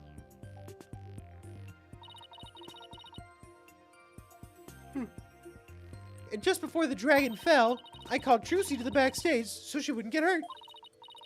After that, the plan was for Mr. Rios to come back to life in front of a panicked Trucy. He was supposed to laugh and fly up and away. That's how it was scripted anyway. But for some reason, he really did turn up dead. So he just kind of stayed on the ground. What? What kind of sick joke is that? It sounds like a terribly mean-spirited prank to me. The poor defendant was trying to do her magic show. I guess so. I'm sorry, Trucy. Whatever. It was all the ratings Raja's idea anyway. Yeah, it sounds like the kind of thing a guy like him would come up with. This is the prank plan script we got from the ratings Raja. Yeah, let me add this bullshit to the court record. Thank you. Dang it, you made us break our contract. Now we won't get paid. There has to be a clause in there for, if a crime is committed. But where does this all leave us? Who killed the victim? And when? Yes, exactly. Those are the key questions. If Mr. Reyes was only pretending to be dead in that coffin as part of a prank, then we were... What? He was understage. God. Then when he was understage, there would still be life within him. And if that is the case, then Betty, who was also understage, may be excluded from our list of suspects. What about the little rat we keep seeing in the animation? Ah! Witness, was the victim alive up until he entered the coffin? Oh, well, now that we've spilled the beans, we might as well show you this video. Hey, what's up, guys? Don't forget to like and subscribe. Yeah, Greetings, viewers. It is I, the great Mr. Rios. We are currently in the middle of Trucy's escape trick. Having snuck through the understage passage undetected, I am now hiding backstage, preparing to play a little prank on Trucy. I'm about to hide in the coffin, which Trucy will stab with her rubber sword. And when the coffin opens, ho-ho, I will be in it, acting as though I've met my maker. Can you imagine the look on Trucy's face then? Oh, I can hardly wait. you know what? I'm kind of glad he's dead. Fuck that guy, Your Honor. Agreed. Case dismissed. He's about to hide in the coffin?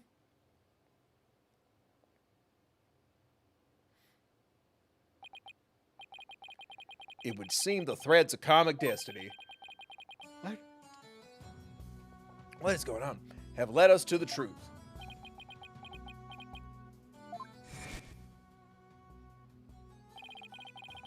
The victim passed through the understage where Betty DeFam was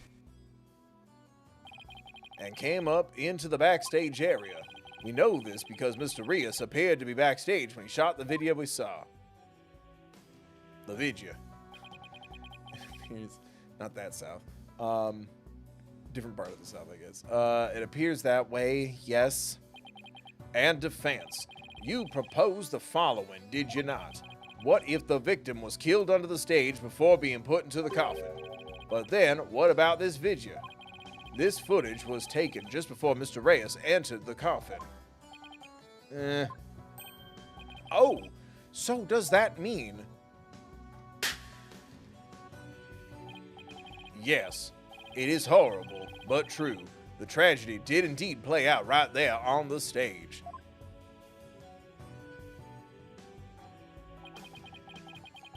Went into the coffin where Mr. Rios was hiding, Trucy Wright thrust her blade. Trucy Wright thrust her blade. Like, I want to make it linger. Ah! Hee, see? Told you so. So are you saying the incident was a tragic accident that happened during a prank? It would be an accident if the accused had no knowledge of the prank beforehand. So let us ask the accused herself, Miss Wright. Did you have prior knowledge of the prank? What? Tell him, Trucy, you didn't know anything about it, right? Of course I didn't. I didn't know a single thing about it. Objection.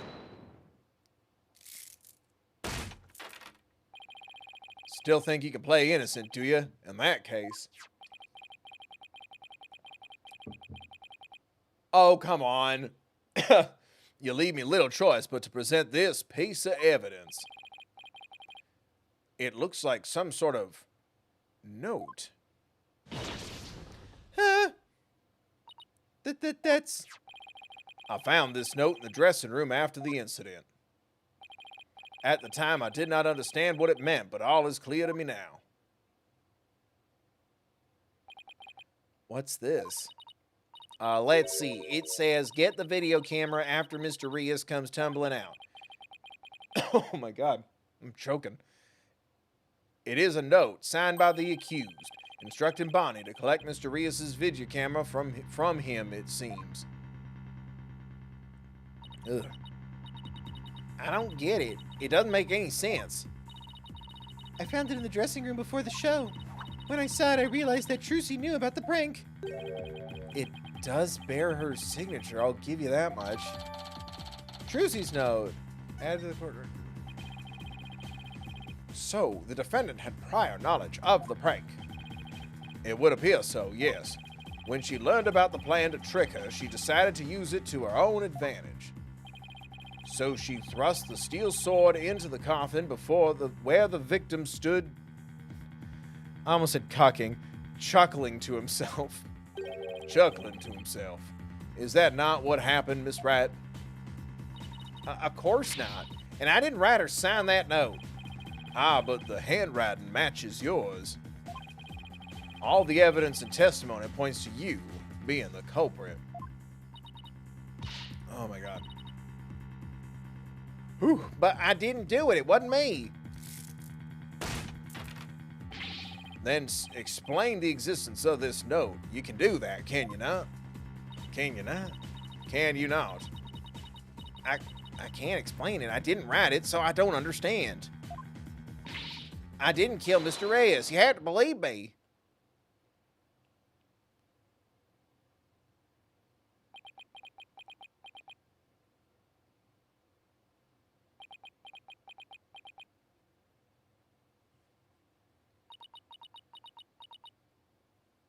I believe you, Trucy.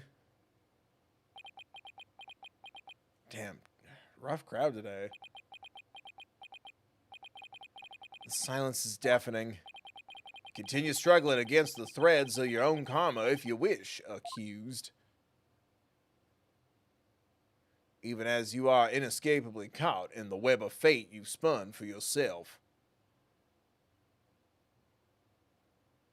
I felt like we were about to do and tell me to save Miss Wright. It is time to resign yourself to your fate. No, I didn't do it. I knew it. That sweet-looking girl, a murderer. She took all of us in with that act of hers. I told you. I knew she was a homicidal little witch from the start. But I didn't do it. I really didn't. Why doesn't anybody believe me? Shut up, you killer. We won't fall for that anymore. Whoa. Yo, what the fuck? This is just like the first case. Dude, you're doing something to the audience. I don't like it. This is bad. Your Honor, I suggest we put an end to this tragedy now. Give your official ruling and let us offer the victim's soul the last rites it deserves. Very well. I suppose I have no other choice. This court hereby finds the defendant, Trucy Wright. Objection! Yeah, what? Yeah, thank you. I'm like, this took a weird turn for the oh no, and I'm like, I don't think so. The defense has an objection. Apollo, even now, you would. I won't give up, and I refuse to let either of them down. Mr. Wright, who's counting on me, and Trucy, who's put all of her faith in me. Shouldn't Edgeworth be here? Mr. Justice, the fact that you have raised an objection means that you have evidence with which to refute the prosecution's claims, correct? Yes, of course, Your Honor. Do we really have anything, Apollo? Actually, we do. There's one piece of evidence we can present here. There's one piece live action. There's one live action piece of evidence. Very well, Mr. Justice. You may proceed.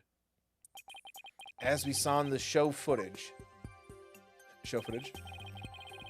there's no question that the defendant thrust a sword into the coffin. The defense doesn't dispute this point.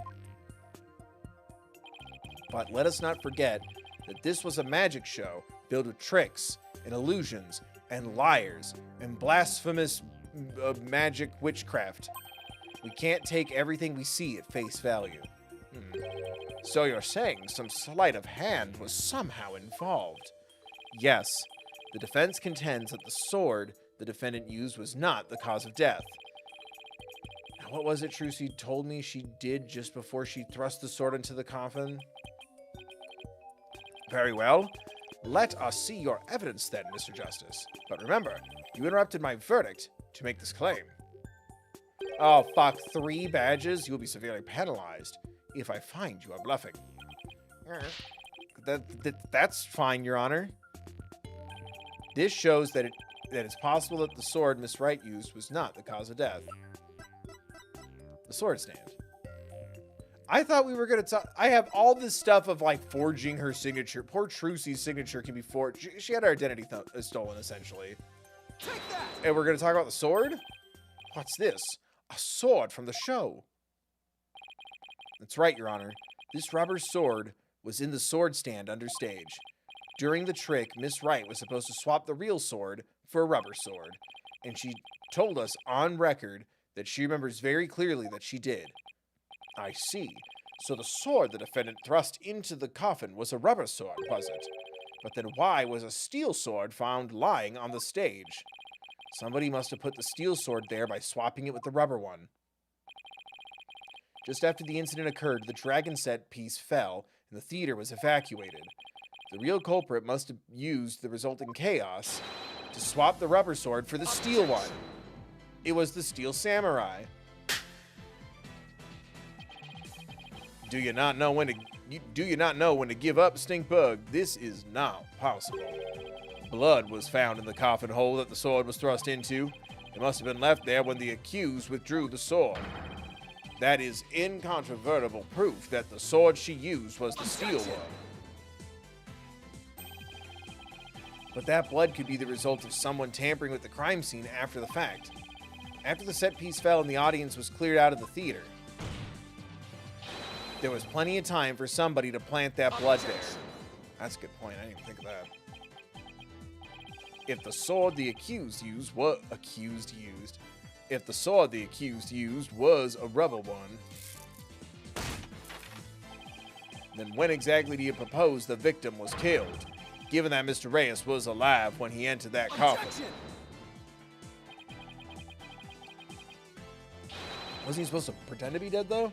Finding the answer to that question is precisely why we need to continue this trial.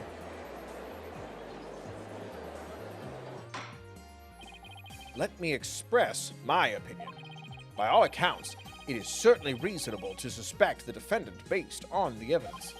But as to the question of whether the sword the defendant used was rubber or steel, I believe further discussion is warranted. I suggest we hear from the defendant herself on this issue. Very well, Your Honor. Yes. I saved it somehow. Too close for comfort, but still.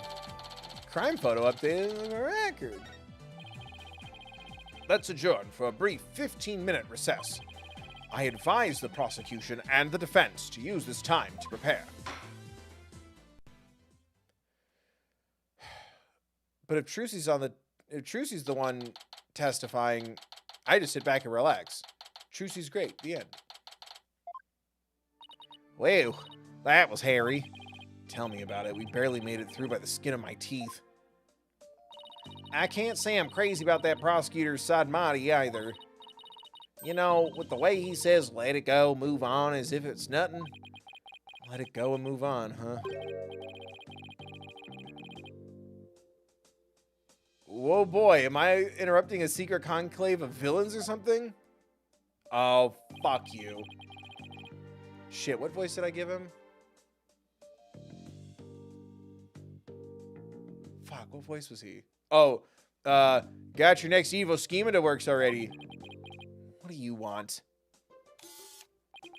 Hey, keep making that face there, champ, and everybody's gonna change the channel. Look this way, Trucy. Now smile for the camera there. Let's see them pearly whites. Isn't that what the Grand Marnier Creed tells you to do? Fuck off, dude. How's it feel, Trucy? Everybody online can't stop talking about you. They're calling you a real witch out there. Which would give her a huge social media following. There's a lot of people who'd be like, fuck yeah, witch. They're calling you a real witch out there. Could this be the end of Troop Grand Marnier? Go away, you creep. Oh, what's this? Something just charged into frame. It looks like a yellow gorilla or something. Could it be Trucy's pet? Filming is prohibited inside the courthouse. Do you want me to get the bailiff? Yeah, what are those two guys back there doing? Huh? Filming? Are you talking about? Oh, was he a magician? He just made that disappear. What are you talking about? What are you talking about? I don't even have my camera on me there. Huh? What happened to the camera? It just disappeared right before our very eyes. Yeah. Sorcerer. Kill. Hey, I'll be enjoying the rest of the Trucy show from the gallery there. I put out a call for Trucy's fans to come and support her earlier, by the way. Bet I'll get some great footage out of them. This is gonna be good. Hang loose there, baby. Hang loose, you goose. He called in some of Trucy's fans. But for what purpose? Apollo? That thing Mr. Retons?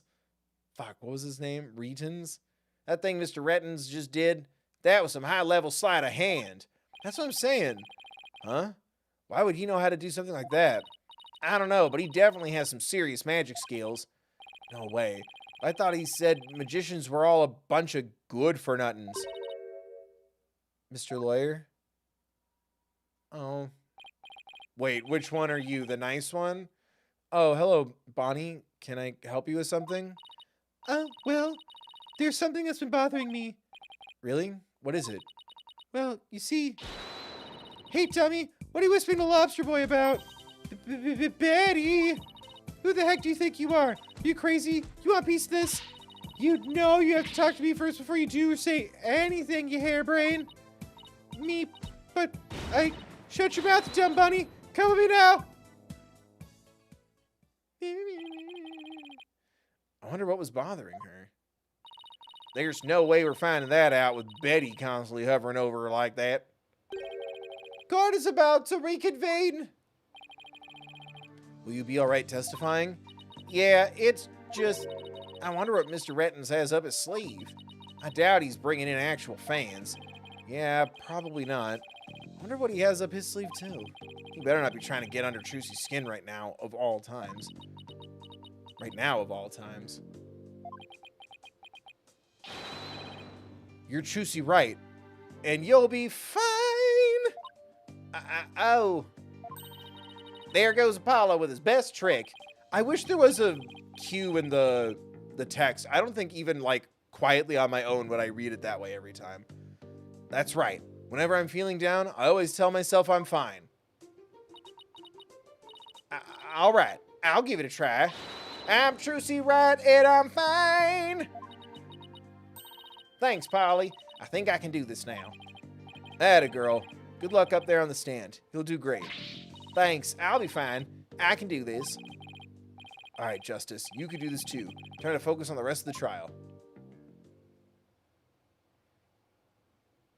Sweet, they give her a little cheer up.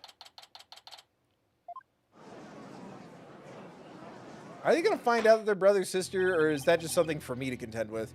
Court is now back in session. Defendant, please step up to the witness stand. Trucy Wright, magician. Here comes the liar, the deceitful witch. Throw the murderer in jail. The last member of that criminal troupe. Boo, we don't want to see you on any stage. Order. The gallery will be quiet, or I will have you all thrown out on the spot. What's with all the hecklers? Heckler hardly. I bet they're the fans Mr. Retton's invited. Retons? What a grade A jerk. Well, he's not going to psych us out. He's not going to psycho-lock us out. Now then, Miss Wright. This court would like to know if you switched from the steel sword to a rubber one on stage. So please, testify about this issue. She's gonna try and trick us again with her magicry. Hurry up and convict her already. Give her the... Jesus. Y'all suck. Watch a fucking play. You know you're the bad guys in the Crucible, right? You say everyone starts like, oh, I'm so ashamed. Silence. All of you. I won't tell you again. Miss Wright, do you feel able to testify? Yes, I'm fine, Your Honor. Trucy, I knew I shouldn't have let her go through with this. I'd like to make a small request. How about instead of testifying with words, I do an interpretive dance. I was hoping she was going to say, can Mr. Hat testify? Like, oh, kiddo. I show you exactly what happened. Would that be all right, Your Honor? You can witness my stupendous sword-switching magic and judge for yourselves. Da-ding. In spite of everything, she's still smiling. Our Trucy's amazing, isn't she? She sure is. She's doing just fine up there. A true entertainer always keeps a smile on their face. She's faithfully following the Troupe Grandmarier creed even now. She really is something else. It's showtime for magical girl Trucy Wright. Watch carefully now, everybody.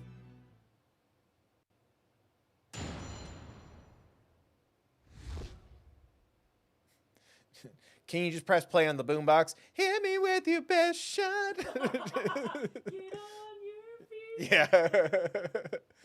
The stupendous sword switch. Ladies and gentlemen, please focus your attention on this sword. Allow me to demonstrate just how sharp this blade truly is. That's good hand-eye coordination. See that? No tricks or gimmicks. A very sharp sword indeed. Now then, ladies and gentlemen, watch as I take this sword and... Presto, sordo. There, I've switched it. And now... Hup.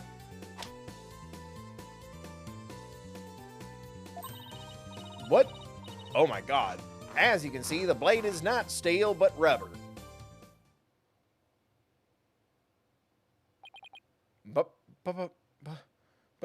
I have to call my wife.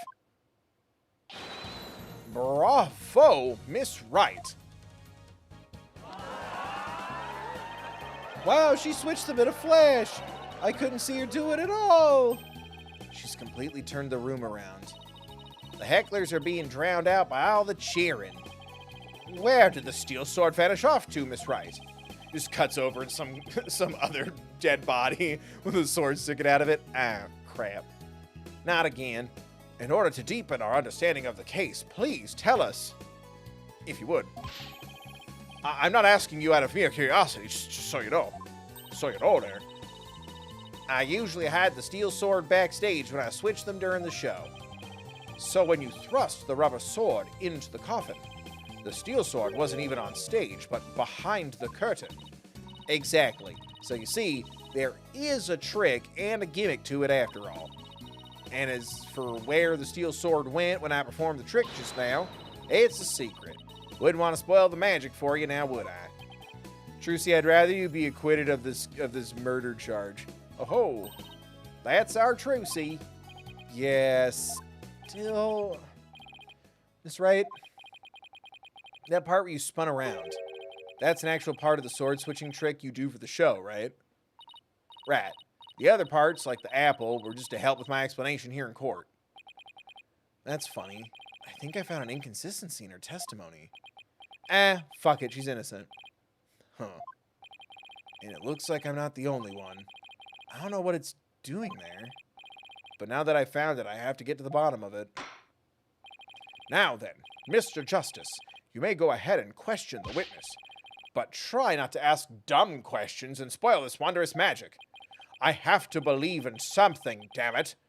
I thought this was supposed to be my cross-examination.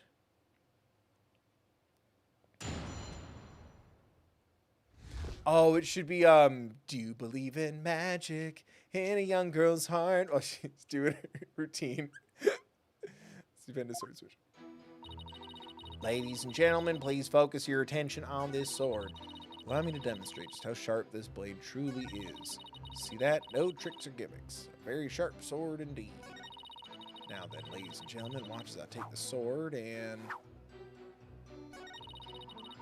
Presto Sordo. There, I switched it. Do I press or present? I guess press. You present? Presto Sordo. Objection.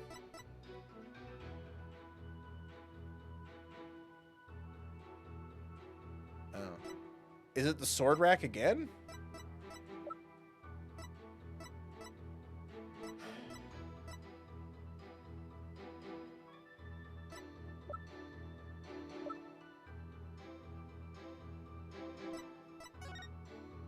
Mr. Race's body will appear in this building at the copy, which causes repairs and capturing the veteran position of film. He was coming to life laughing and flying up into the air, causing another round of surprise.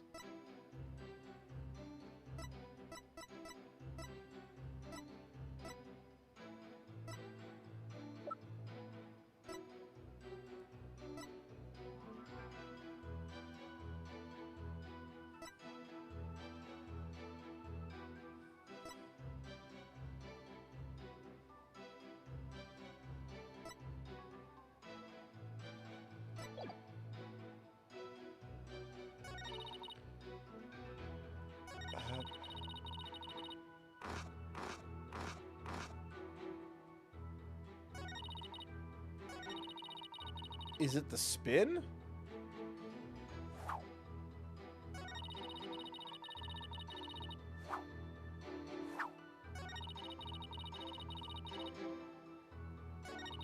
It's so trippy watching the 3D model, especially in reverse. Okay. I thought so.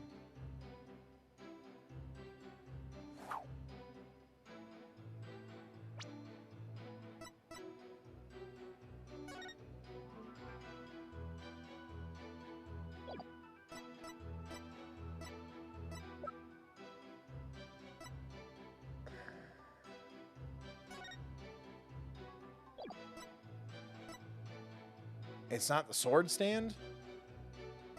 It's the only thing that has anything to do with the sword.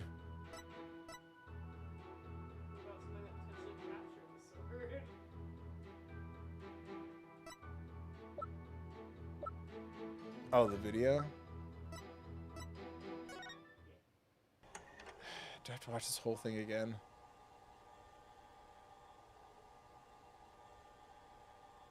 Can I just present it?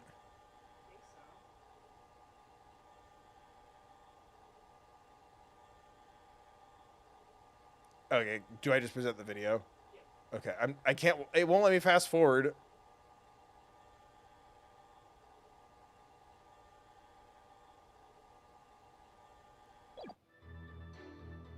Objection! Thank you, that was confusing.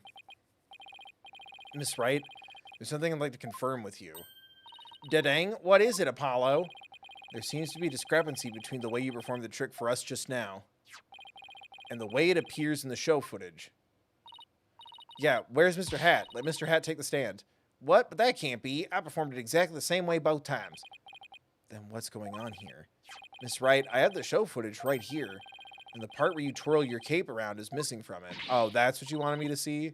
Or I guess think? But I did it. So? really is the exact moment you switch the swords?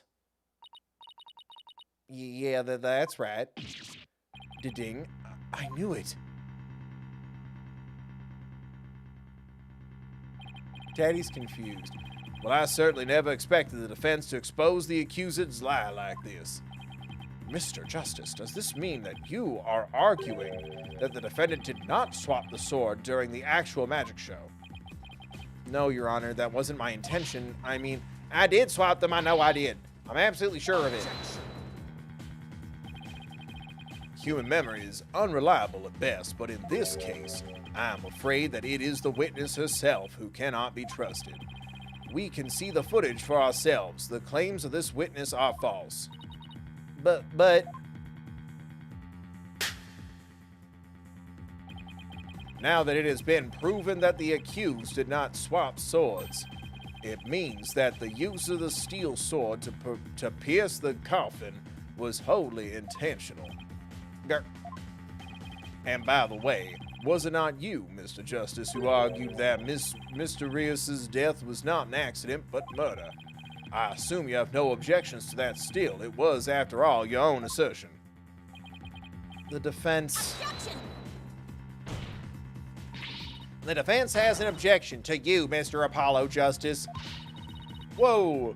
I demand you withdraw the discrepancy you pointed out now. But there is a discrepancy, and it must mean something, I'm sure of it. Would the defense team kindly save their spat until after court is adjourned? Now, after all of this debate, it seems we've come back around to the original argument. The defendant knew about the prank plan that would place the victim inside the coffin. What's more, the defendant did not perform the sword-switching trick on stage. Through her actions, I'm afraid I have come to see the true intention of the accused. Her murderous intentions. It's such a shame. But I did switch the swords, I swear. You're knee-deep in it now, Justice. Yeah, I'm confused where we're going.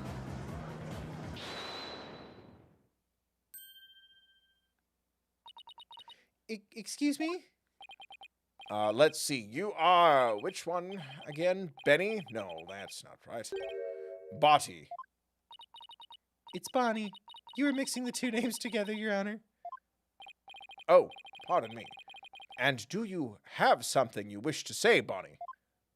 Yes, Your Honor. I'd like to testify. About what? The more I think about it, the less possible it seems. I don't believe Trucy killed Mr. Rios. Bonnie? Hey, what's the big idea? Such an incredible, gifted, and talented magician would never commit murder. I refuse to believe it. What are you talking about? You harebrained hare. You keep your trap shut. I got a bag of baby carrots for you to chew on. Chew on these and pipe down. No, I won't be quiet. What's the matter with you? Didn't you hear me? Trucy said something to me once. She said she'd never ever kill a guy. Huh? She said, no matter how scared you get, no matter how mean people are to you, you can't give in or give up. That's what being a professional magician is all about. Isn't that right, Trucy? Da-dang. That's right, Bounty. I've always been afraid to stand up to Betty, afraid to defy her, so I did what she said. But when I saw Trucy today, she gave me strength.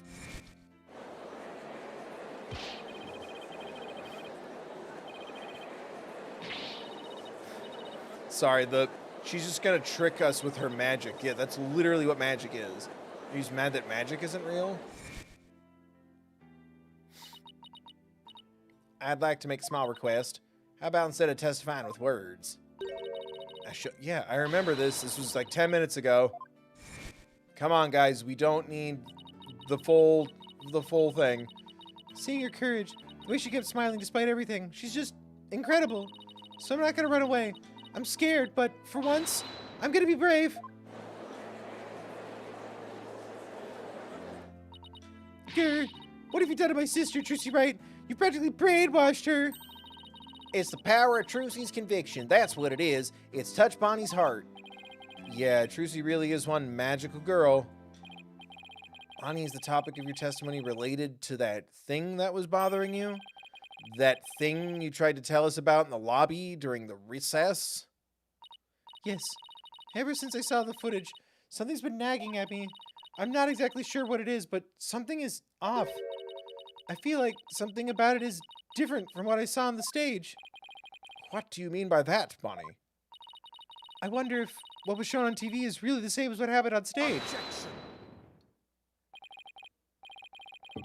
Oh, like it was a recorded rehearsal or something? Of course it is. The show has only been performed once, after all. It can't show anything other than what happened on that stage yesterday. But Bonnie's testimony deserves our attention. You have to examine the show footage. But what can we check it against? Do you have some other footage of the show? Well, I have some show footage. you do? One of the TV station's cameramen said he was a fan of mine. He kept his camera on me throughout the entire show. And then, afterwards, he gave me the footage he shot as a present. He said, "Here, I'll show footage if you show feet." He did? To tell you the truth, I thought it was kind of creepy, so I was going to get rid of it. Yeah, go off. But please submit that footage to the court. Now then, let's take a look at this new footage.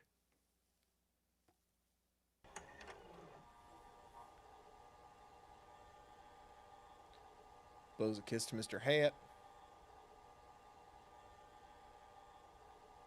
Oh my god, he did zoom in on her feet. What a creep.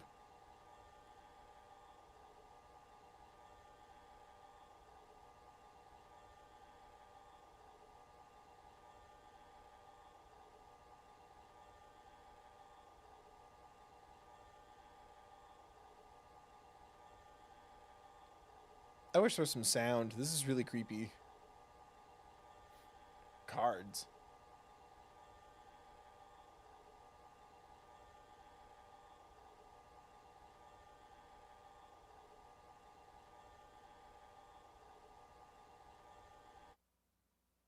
Hello? Wow. Okay then. He really did keep his camera on Bonnie the whole time, didn't he? I think this cameraman needs to keep his personal feelings out of his work. Well, defense, do you still believe this new footage is worth inspecting? Of course I do. Okay, so how are we gonna go about this? Let's try comparing the two. We just might find an inconsistency between them. An inconsistency, huh? Yes, the two pieces of footage are of the same scene, so they should match up. But Bonnie felt there was something off about the original footage. So if we can pick out what's different between the two, we'll know what Bonnie found strange. Exactly. Plus, we may figure out why the original doesn't show the sword switching trick. Your Honor, the defense would like to compare these two pieces of show footage. Very well. I will allow it. What a waste of time. Apollo, do you know how to compare the two pieces of footage?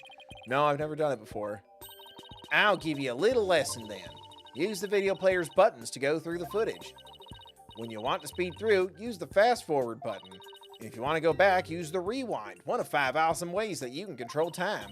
If you want to halt the playback, just use the pause button. Oh, and by the way, if you fast forward or rewind when the playback is paused, you can do a slow frame-by-frame playback. Okay, so how do I switch between the two videos? Just use the switch camera button. Now, if you find a difference between the two pieces of footage, put the cursor over what's different and present to the court. Thanks, Athena. You really know your stuff.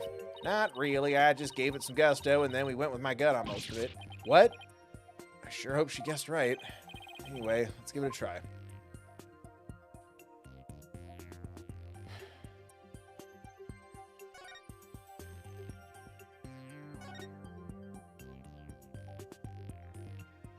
Mr. Hat's in love.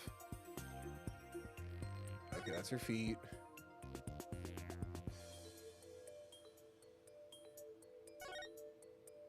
Alright, just stuck for a really long time. And Mr. Hat. I feel like it was the cards.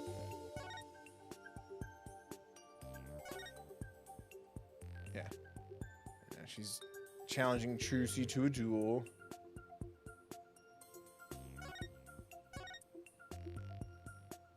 Oh, okay, yeah. So there's no cards.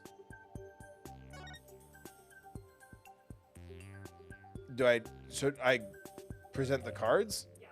Thank you. That was a logistics question. So... Oh, triangle. Take that! No, Exodia! This is it, right here. Take a good look at this scene and compare it to the video shot from the front.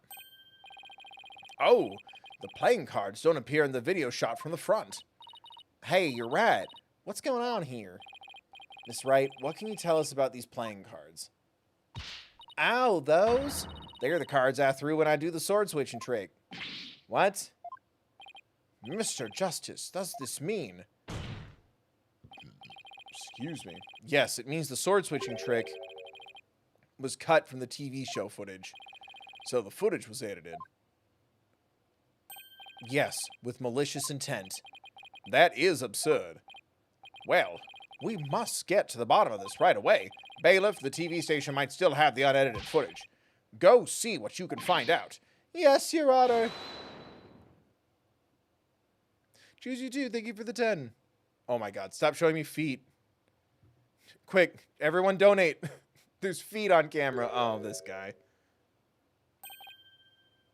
Just joined a trivia with friends. I will submit a formal complaint to the trivia venue host for lack of the third bill questions and not playing your stream on the screen. Please do submit it in writing.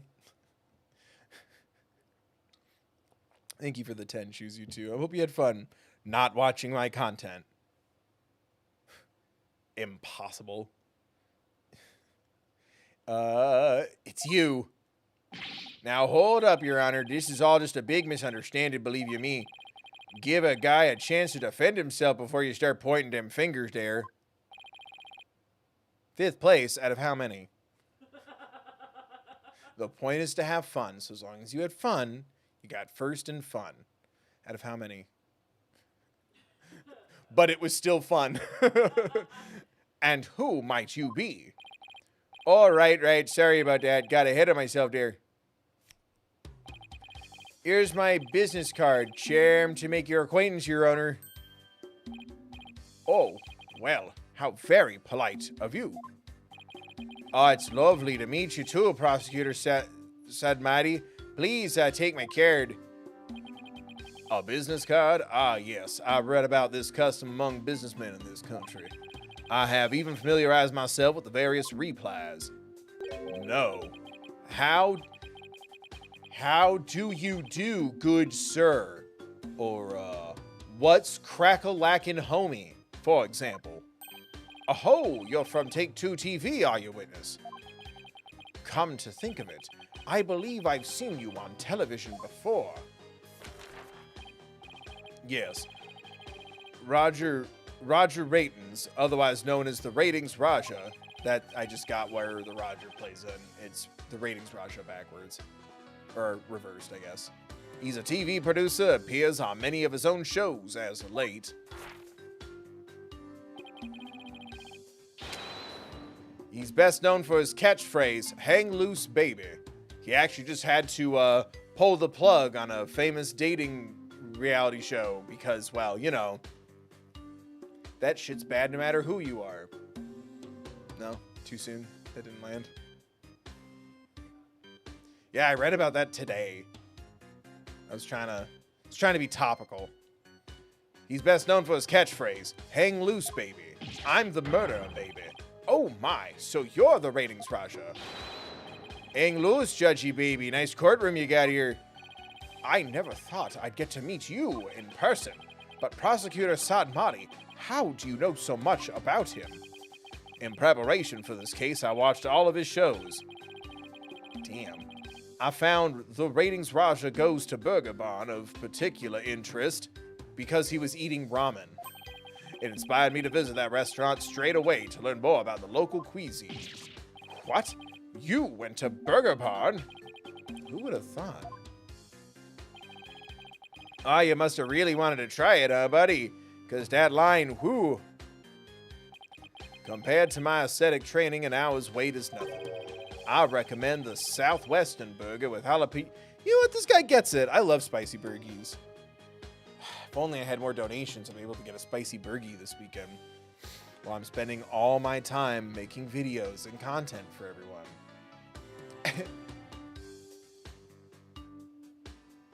I want a spicy burgie. With jalapeno jack cheese, by the way. I'm having a really hard time picturing him in line for burgers. Wait a minute. Maya, is that you? Zip. Ahem. Prosecutor Sadmati's unexpected enthusiasm for food aside. Mr. Ratings, what is this misunderstanding you mentioned? Oh, well, for starters, it's true that the footage was edited. You'll get your hands on this anyway, so I might as well show you the unedited footage. It's a pretty long video, so I'll just show you the part with the playing cards. So you can see the cards when Trucy spins around so you can keep your eyes peeled. What? I don't trust you.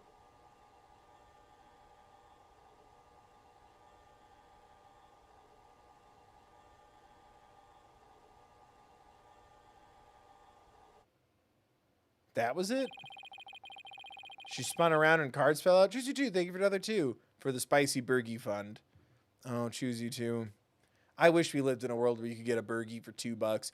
Fucking, you can't. Fucking McDonald's doesn't even do dollar shit anymore. It's like $1. Well, I think they have dollar things, but it's lesser now. But like, it's like $1.29 or $1.39. It's been a long time since I've had McDonald's. But like, they changed it, right? Because I think instead of $1 McDouble, I think it's just it's $1.09 for a cheeseburger. Like, it's how you know shit's fucked. That and if Mamma Mia comes back to Broadway. Oh, did you see the part there where it was cut where Trucy switched to swords? It's sad. Yeah, it's okay. It's the thought that counts. On your end, not theirs. Fuck them. Pay your people right. Charge me appropriately. She spins round, the playing cards go flying everywhere like it's supposed to be. Then it seems the defendant really did swap swords during the trick. Which means the sword Miss Wright thrust into the coffin was the rubber one. In other words, Miss Wright couldn't have killed Mysterious. Oh, yeah, see, that's the first misunderstanding right there. What do you mean? Well, Trucy definitely did swap swords, as you saw. Oh, what? She had a rubber sword, she switched it for a real one? So, yeah, maybe she didn't kill Mysterious when she stabbed a coffin. That just means he was killed after he showed up pretending to be a corpse. So you're saying that up until that point, everything was going according to the script? If that's true, then when and how exactly do you think he was killed?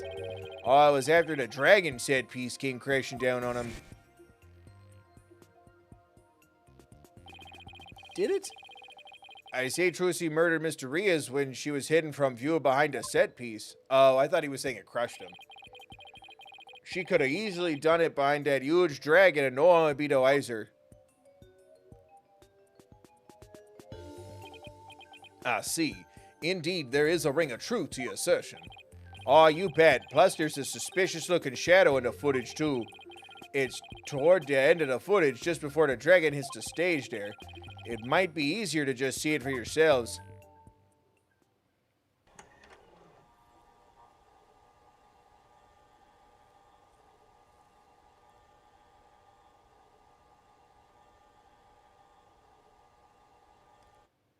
Yeah, it was Mr. Hat, was it not? It's only for a split second, so it's hard to catch, but look here. This suspicious shadow must be... What? No, Trucy was on the stage, you loon. This suspicious shadow must be Trucy. She's using the steel sword she hid behind the curtain during the trick to kill the victim. Oh, like this was her doing. I thought he was saying that shadow must be Trucy. I'm like, no, this is Patrick. Trucy was standing on the stage. Now that you mention it, I suppose it does look that way. No, some random guy just can't walk up with unedited footage that was previously edited and go, wait a minute. The witness is just trying to ram his theory down our throats, Your Honor. That's not all. Aren't we forgetting? that the witness willfully edited the sword switch out of the footage? Oh, you see, there's your misunderstanding right there. Your Honor, would you mind if I testified about it there? I've seen people testify on TV, and I've always wanted to give it a shot.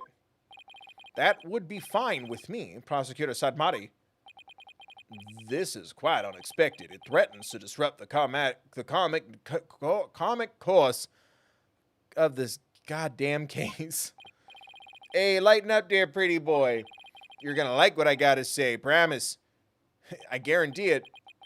Very well. However, if you do anything to impede the last rites for the victim, I will have you removed. All right. With Prosecutor Sadmati's permission, please give us your testimony, Mr. Ratons. Oh, Roger Ratons to Raton Raja. Now, Kaiser to courtroom. Oh. Hey, I'm taking over the floor, so listen up, loyal viewers. Why is he in, like, plaid cargo pants, shorts? That wasn't deliberate, I tell you. Footage is meant to be edited, I tell you. Scenes are spliced together, and long or boring scenes are cut out. All the stations edit footage this way. It wasn't like it was done maliciously or something, but it was... What? It was just a coincidence that particular scene was cut. It wasn't intentional. Or what, you got some proof that I had an ulterior motive for editing that footage? Yes, I do. Can I just present at the end? Fuck this guy. I want him dead. God damn it. I see. So you're saying it was a coincidence that the sword swapping scene was cut. That's right. Glad you get the picture there. Coincidence? That's just a little too convenient if you ask me. Oh, an objection. How cool. It sure packs a lot more punch when you hear live. Do that again. I want to get another shot from a different angle. My objection is not for your entertainment. And cut. There. Got some good stuff there. Mr. Raytons, filming is prohibited inside the courthouse. Whoops. Oh, my bad there, Judge. And if the defense has an issue, it can point it out during its cross-examination. Which is now. Start now. Now start. Okay, looking at him weird. And now start. You said I'm pressing? The last one? What? I want to yell at him. He just said, you have proof of an ulterior motive? Yes, bitch, I do. All this fake contract shit in my pockets. Or am I happy to see you? Fucking hate this guy. Of all the scenes you could have cut, why the sword switching trick? That seems like too much of a coincidence to me. Oh, so you're gonna tell me how I'm supposed to edit my programs here, big shot. It's hard being the boss, kid. You gotta make the tough choices, like which content gets cut. Then let me ask you this. Why exactly did you make such a tough choice in this case? Hey, you wouldn't understand, champ. It's all about artistic vision. I tell you, people tell you how to do your job when they don't know the first thing about it. I may not know TV, but I know evidence law, and boy, do I have some for you, champ. I might not be able to show that your selective editing was intentional. However, I know you bear the defendant ill will, and this is the evidence that proves it. The fucking clipboard. Or is there... Hold on, is there another one? Show footage. The prank plan script?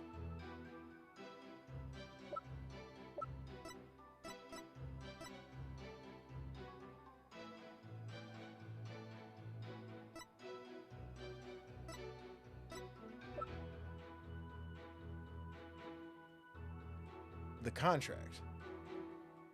All of this is malicious.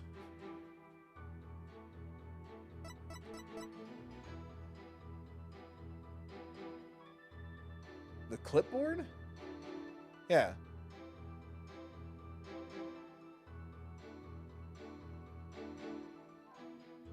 Yeah, it was also instrumental in the ratings Raja's dishonest dealings. Yeah. Take that! Eh? Oh, what's that you got there? This is the contract you had Miss Wright sign just before the magic show. This contract between the first party, Take-Two TV, and the second party, Miss Wright, reads, If through the fault of the second party, the show must be canceled in part or in full, the second party will pay $3 million as compensation to the first party. $3 million? Fuck that. That's a completely unreasonable sum. I couldn't agree more. And of course, Miss Wright doesn't have that kind of money. Nevertheless, put that on the record, she doesn't have that kind of money. Nevertheless, Roger Raytons had her sign this unreasonable contract anyway. Or, more accurately, he conned her into signing it. Conned her? I hardly. How did he do that? There's a trick to the clipboard that was used by Miss Wright to sign her contract. It houses carbon paper that can secretly copy her signature into other documents. Come on now, that's quite a nasty accusation you're slinging my way. For starters, you don't have any proof I had anything to do with that carbon paper stuff. Just because Trucy and her agency can't pay up, that don't mean I conned her. But $3 million, that's totally out of reach for the average person. In any case, this is important new information. Please add it to your testimony, Mr. Raytons. Where's your proof linking me to that tricked out clipboard? You don't have any, do you? The fucking note, bitch. What? Not what? No? Oh, I thought you were going to say something. We locked eyes across the crowded room. You must be quite the con man if you can fool a magician with a simple trick. But if you think you can con a lawyer, you're very much mistaken. I'm slipping Apollo Justice. Hey, kid, would it kill you to enunciate in front of the camera? You know, like a newscaster? Newscaster, I hardly. I'd like you to take a look at Miss Wright's signature here on this note. Now let's compare that signature to the one here on this contract. Well, would you look at that? They're exactly the same. She makes little C's at the bottom. That's right, Your Honor. Not just similar, but exactly the same. Nobody can sign their name in exactly the same way twice unless it's a copy. Ah, shit. These signatures are proof positive that you conned Miss Wright. And they definitely provide your malicious intent. Say, not bad, lawyer guy. Didn't you know? I didn't know you had it in you there. This is really getting interesting now. It'll get great ratings for sure. Don't try to dodge the issue. Don't try to dodge the issue, Mr. Raytons. The fact is, you bear ill will against my client. So the show footage was definitely edited with malicious intentions. Isn't that right? Oh, I'm sorry. I thought you were on the side of truth with your God. Helping a liar means you get killed and go to hell. What a forced argument, defense. All you have really proven is not his ill will toward Miss Wright, but his pecuniary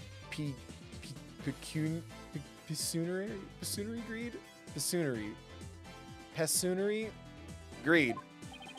That's right. I just wanted money, baby. Fat stacks of cheddar, that's all. After all, I'd never even crossed paths with Trucy before this magic show. So I'd have absolutely no reason to bear any ill will, right? He didn't bear any ill will, huh? Fat chance. This guy definitely has some major hate for Trucy. I'll dig up the dirt and expose the dark heart behind that sweet smile. I'll prove those Grand Marnier magicians are all a bunch of lowlives. Lives.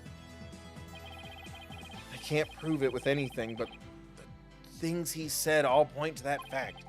There must be something between the two of them that gave birth to this grudge. Some sort of connection that not even Trucy's aware of. Your Honor, I'd like to argue that Roger Raytons and Trucy Wright must have crossed paths before. There must be some hidden connection between them. Hidden connection? Sigh, what is it now? Just what are you getting at, Mr. Justice? It is futile to even ask, Your Honor.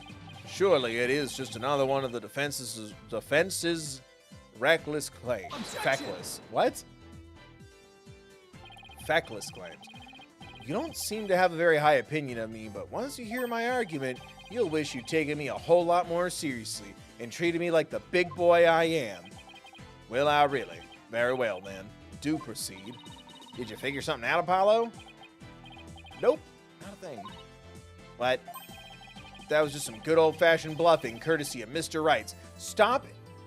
I hate the Mr. Wright bluffs all the time. Bitch, I work hard. I hope you know what you're doing. If you're going to make such a bold claim, Mr. Justice, I hope you're ready to elaborate. What is this hidden connection between the defendant?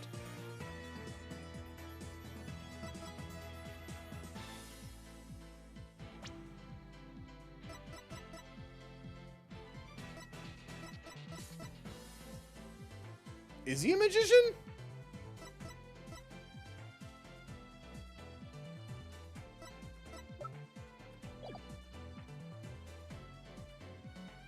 Yeah, because the sleight of hand shit.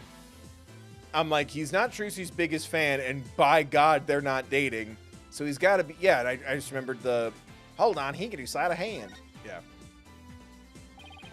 That sleight of hand trick Mr. Raytons did during the recess earlier. Film is prohibited inside the courthouse. Do you want me to get the bailiff? Yeah.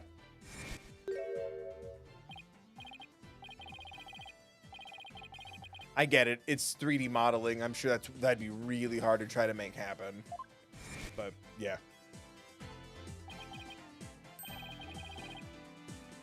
What if Mr. Raytons is a magician too? What if? I believe it's up to the defense to fill in the blanks, not me. Well, if he is, he may have had some contact with Miss Wright somewhere along the way. Sigh. Your argument's hardly worth responding to. But by all means, please do continue. As the passage in the sacred scriptures of Quranism states, he who gives a sermon to a monkey is himself a monkey. Oh yeah, it don't matter what you say to a dimwit, he isn't gonna get it anyway. But we saw Mr. Raytons perform a magic trick. He made his video camera disappear in the blink of an eye. While I think it would be pretty funny if I were a magician, you must have been seeing things. Want me to introduce you to a good eye doctor? Excuse me. If a connection as tenuous as that is all it takes, then every magician in the country could possibly bear ill will toward the accused. I guess you're right. You're not the sharpest knife in the drawer. You're not the sharpest knife in the drawer, are you, short stuff? You would do well to clean that putrid mind of yours in the holy waters of Mount Pony? 3 days under a frigid waterfall, and even you should rise to the level of a monkey. Aha, a numbskull for a numbskull. This numbskull has thick skin, so there. I think I get what they're driving at. Even if he is a magician, it's not exactly a reason to bear a grudge against Trucy, is it? Hold on. I can think of one person, one magician who has a reason to bear a grudge against Trucy. Or rather, one magician who has a reason to bear a grudge against Troop Grammar. Ow. No way! Is something wrong, Mr. Justice? Your Honor, the defense wishes to submit... hold on.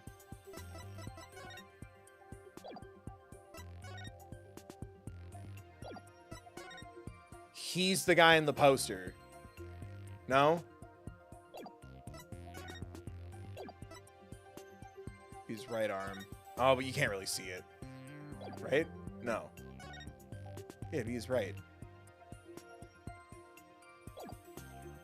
Uh-oh. I'm not 2 steps ahead of the game right now. Your Honor, the defense wishes to submit evidence at this time. I see. And what sort of evidence do you have for us? Evidence that points to the real killer, the one who had a motive to commit this crime. What?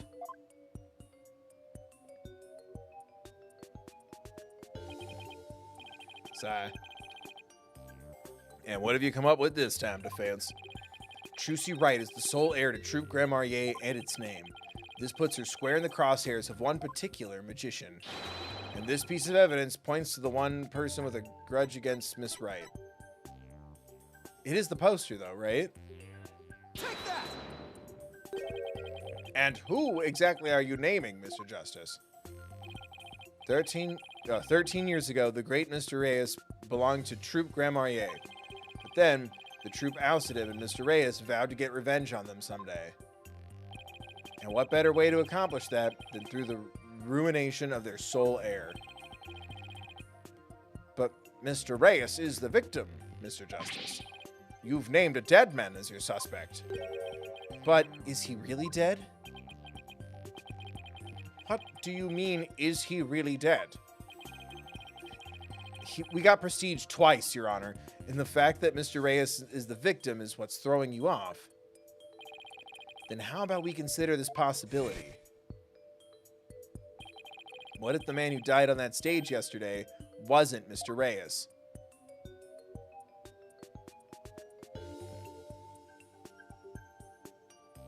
Yeah, show me your fucking... Take off your sleeves.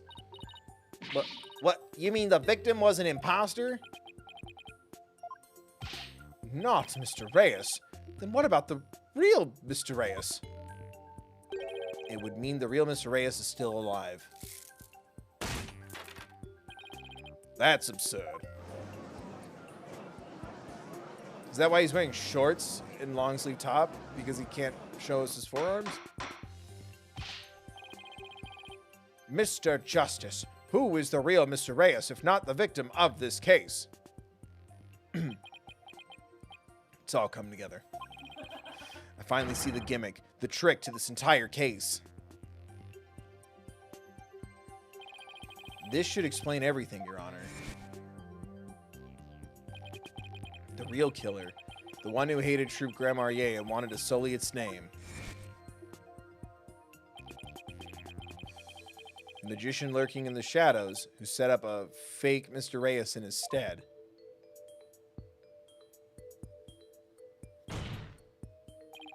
The real Mr. Reyes is the fuckface, Roger Raitons. Right? I'm not missing somebody. I'm not forgetting something from the other day. Yeah. Take that! But that's... Yes. Yes, it is. Roger Raitons is the real Mr. Reyes. What? Him? Objection. He's a magician. Kill him. What's the plan with the anal beads, bud? Oh, hollow red pepper, your impotent seeds sprout not but meaningless, empty words. You can't possibly have proof to support such an outlandish theory. It's not a bad idea for a soap opera, but not even diehard fans of the genre would stick around past that pilot. You want proof? I've got proof. I can prove it by making you strip, proving that Mr. Reyes in yesterday's magic show was a fake. And to do that, I just need you to look at this spot on this poster. See this hottie yaddy yaddy? See what a smash she is? Yellow was in Apollo Justice, right? Take that! This is the injury Mr. Reyes sustained while practicing a magic trick 13 years ago. However... Oh, it wasn't there. I was looking at the wrong thing. The video the victim shot of himself shows no trace of that injury. Oh my, you're absolutely right. Makeup though. Now, Mr. Raitons, what do you suppose we'd find if we took a look at your right forearm? Is there by chance a nasty 13-year-old scar under that sleeve of yours? Show me your arms. Well, Mr. Raitons, why don't you roll up your sleeve and let the court have a look? Or are you hiding something else up there? That is a pretty cool twist. Oh, come on now, I'm nutting up my sleeve. I don't need to hide anything up there because I require no tricks or gimmicks. For you see, my magic is the real deal. Well, there it is, case closed. Okay, serving a little honey. Is this what you're asking? What? Oh, there it is, the scar. Just as I thought. That's right, I'm the forgotten magician abandoned to the dark understage of history. The great Mr. Reyes.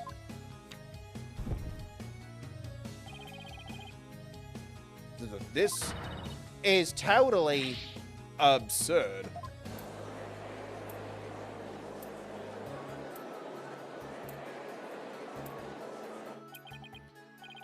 Ho ho ho, how ironic, wouldn't you say, that this odious mark carved into me by Troop Grand Marnier would bring me back into the limelight. Back into the limelight once more. For those who think of you. Strange are the comic threads before me. If the witness is the real Mr. Reyes, then who is the victim who perished in the magic show? Oh, he was but a fan. I met him on one of my programs several years ago. He said he had become a magician out of admiration for the great Mr. Reyes. In confidence, I told him my true identity and let him take on my mantle. My mantle. And when did this man take over for you? About 2 years ago? Taught him my tricks, even acted as his producer. And so a mere amateur became a popular magician overnight. Courtesy of my magic on the stage we call television. Hope you enjoyed the show. You really had us all fooled. Mr. Raytons, or should I say Mr. Reyes, in your hatred of Troop Grand Marnier, you killed the victim, Mr. Mystery, and then set up Miss Wright to take the fall, didn't you? You did it all just to tarnish the Grand Marnier name. Oh ho, I have no idea what you're talking about, dear lad. I set up the prank, that much is true, but it was simply a harmless joke on Trucy, I assure you. Yet she learned of the plan and made use of it to commit the murder. What? That is how strongly the criminal element runs in the blood of these Grand Marniers.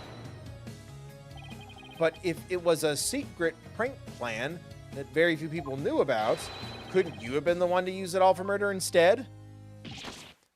Oh my god. Yeah. Good. Eek. His head. Gross. Aw, just kidding. What the heck was that? Eat my words, lawyer lad, for I fear your grasp on reality is slipping. I do believe I told you that my magic is real. It employs neither tricks nor gimmicks, dear. Enough with the ambiguity. Why don't you make your point already? Oh, my shoulders. My alibi is as pristine as ever, wouldn't you agree, prosecutor, said Maddie. Yes, I suppose that is correct. The witness does have a solid alibi. What? Recall defense that at the time of the magic show, Mr. Raytons was at Take Two TV. A fact that many people can easily attest to. But he left early, didn't he? That's right, I forgot all about that. Oh, dear, so what'd you think there, Your Honor? Would you like me to testify on the matter? Duh. Yes, I think you'd better. Please tell the court about your alibi. Very well, then. On with the show there. Oh, my God. Are you watching, Magnifique Grand Marnier? The time has finally come for my magic to snuff out your precious pedigree. I like that it's also his glasses. The Grand Marnier line will be no more.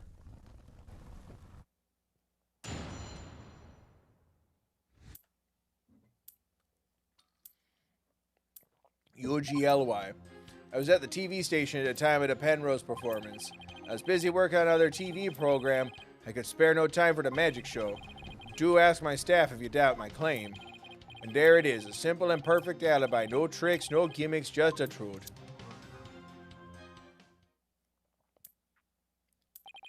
You understand now, perhaps? I did not grace the theater with my presence until after the incident. So how could I have committed the murder?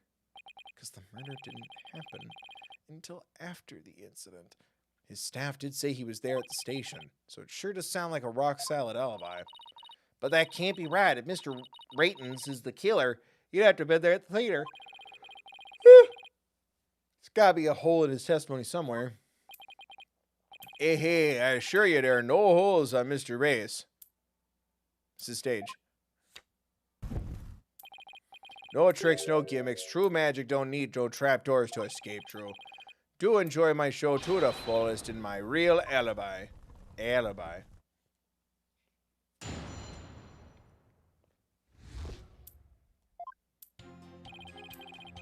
Press to present. Fuck. Hold it! But you did come to the theater eventually, isn't that right?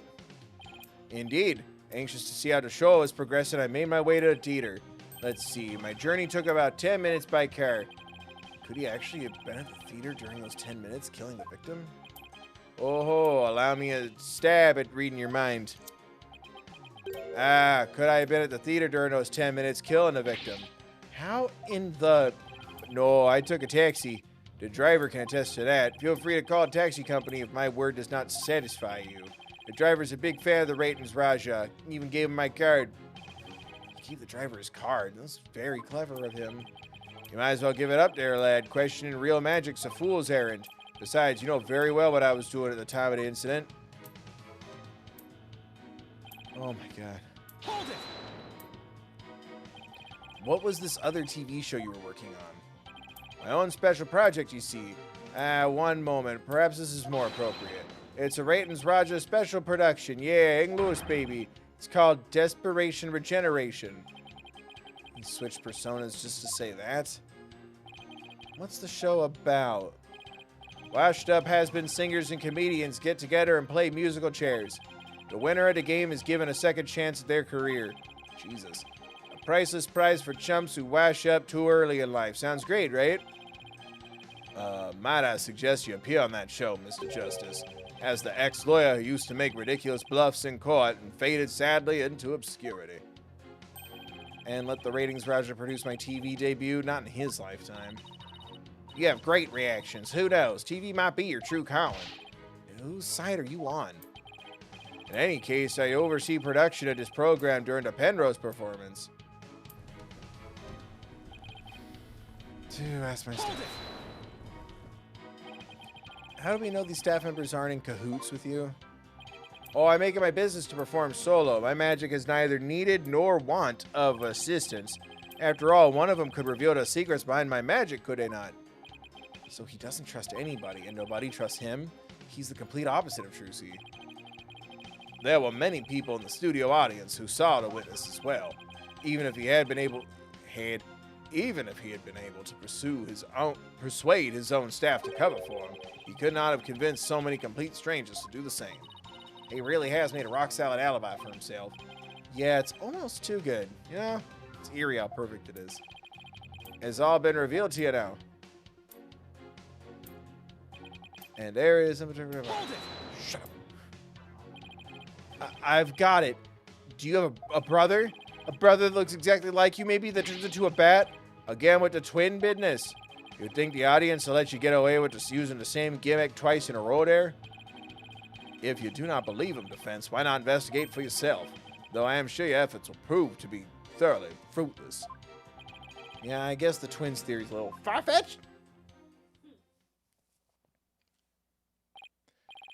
His alibi really is airtight. I believe we've heard enough. While I believe the witness does indeed harbor some ill will against the defendant, there is no reason to doubt that he was at the TV station at the time of the incident. Yes, the facts prove it was impossible for the witness to have been involved with this crime. These last rites for the victim have dragged on long enough. The soul of the victim himself is so bored that it is resting on top of your highness's head. Get it off, get it off, get it off. It is. It's right behind me, isn't it? The time has come. Let us punish the sinner and guide the victim's soul to the Twilight Realm. Apollo, Trucy will be thrown in prison and hell, and we'll be out of a job, and also in hell. But if you catch tasty fishies... What? If you catch tasty fishies, will you sell me some at a good price? Oh, right. I told you I have zero intention of going off on a tuna boat. Think, Justice. You have to figure this out. I'm like, Athena's lost her damn mind. It's no use. I can't find a single flaw. So what now? Ho ho ho! Behold my never-ending magic show. Come for the awe-inspiring showmanship of the great mysterious, and stay for my grand illusion until the end of time. Ha ha ha ha ha. I can't laugh at too good with this. What is he saying? That we're still trapped inside some sort of illusion of his? Is any of this real? That's what professional magicians do. They make their audience see something that isn't really there. In other words, you make us see illusions, right? We call it misdirection. While we keep you busy believing one thing, we're busy making something else happen. What we say is there. What we say is there really isn't. What we say isn't there actually is. Is. Could it be?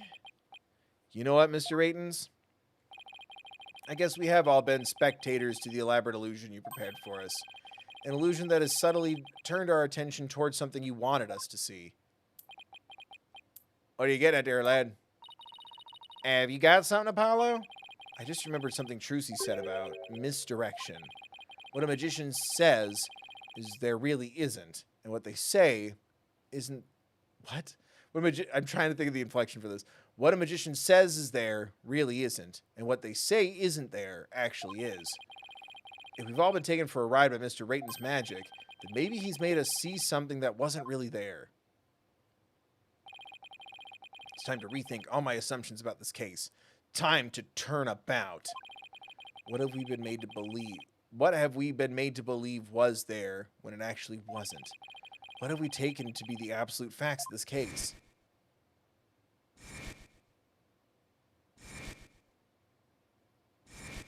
Yeah, he did it while he was there.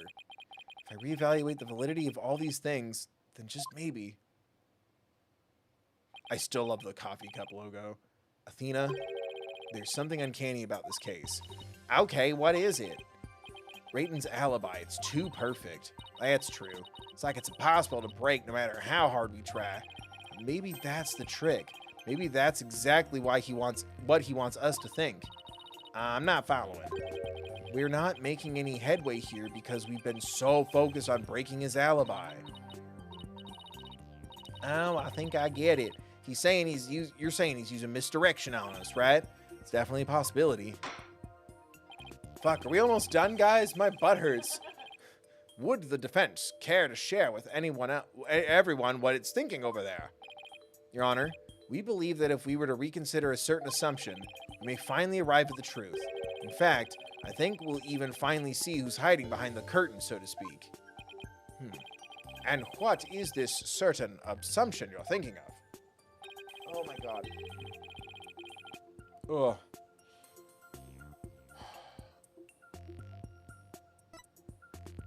The culprit was on scene? Yeah, because my thing is, I think he wasn't dead until after the dragon fell, and that's when he was like, I gotta check out what's going on, stab. What if the culprit was somewhere other than the theater at the time of the crime? What if there was some way to commit the murder without actually being there? Yeah, it was worded weird. If that were the case, then Mr. Rayton's perfect alibi would become irrelevant. More like an irrelevant by... Objection. Go on, Bill. How could one person stab another to death with a sword without physically being there? Furthermore, we all saw what appears to be the culprit's shadow in the footage. Objection! No, that was Mr. Hat. But couldn't we just as easily assume that the shadow does not belong to the culprit? Well, if it's not the culprit's, then whose is it? I'm not 100% sure yet, but I'm pretty sure I'm on the right track. Oh, my butt. We've all seen something that looks like this shadowy shape before, Your Honor, during the magic show itself. In that case, please point it out in the show. Fuck. It's Mr. Hat, right? Let's show the figure of the culprit. It's Mr. Hat. Right? Do I have to... Is it a specific frame? It is. What? What? Do you want me to tell you? Yeah, what frame am I looking for of Mr. Hat? Just after Mr. Hat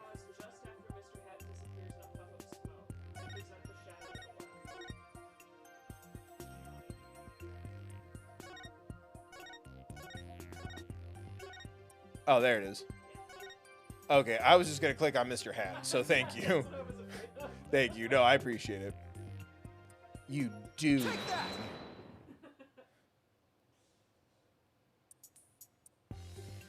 You see this skid marky poop stain over here?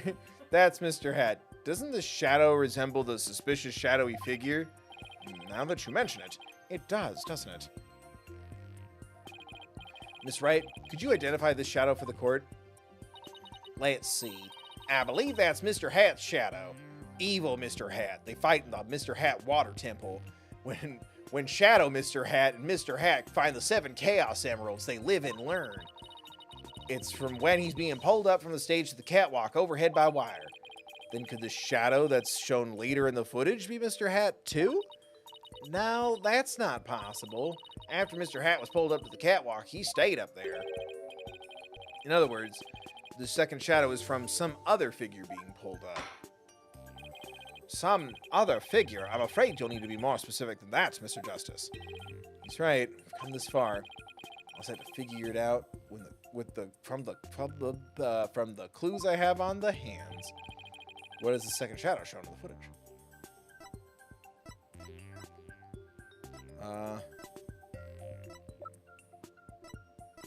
The bucket. Second shadow.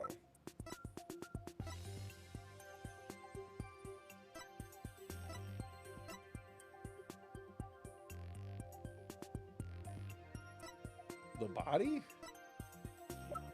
No, that don't make no sense. The body in the center. The victim's body in the crime photo. Yeah. So that do make no sense? That do make sense. If we consider what was happening on the stage at that time, there's only one answer. The shadow belonged to the fake Mr. Reyes. In other words, Mr. Man of Mystery. The victim. Please take a look at the prank plan script. Mr. Mystery was to pretend to be dead and then fly up into the air after that. Isn't that right, Mr. Raytons? Oh, indeed, and what of it? I contend that that's exactly what happened. Oh, yeah, because he had the friggin' thing on his ass. Yeah. The victim was wearing a stunt harness around his waist. It was most likely attached to a stunt wire so that he could be pulled up into the air.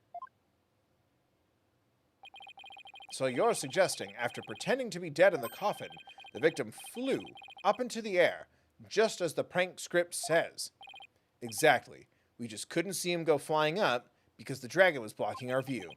And that last trick, ladies and gentlemen, is the true piece de resistance of the culprit's murderous magic show.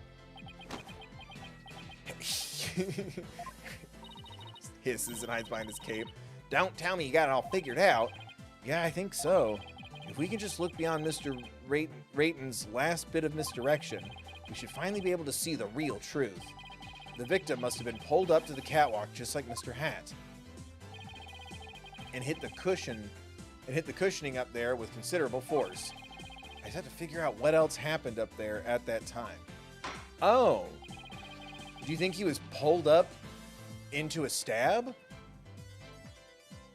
Are you ready to elaborate, Mr. Justice? Yes, Your Honor, I'm ready. Yeah, because Mr. Hat's, I almost said blanket. His coat was slashed, and Trucy was like, what the hell? So there was something sharp up there to stab him.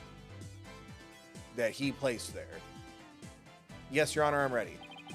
In that case, please answer me this.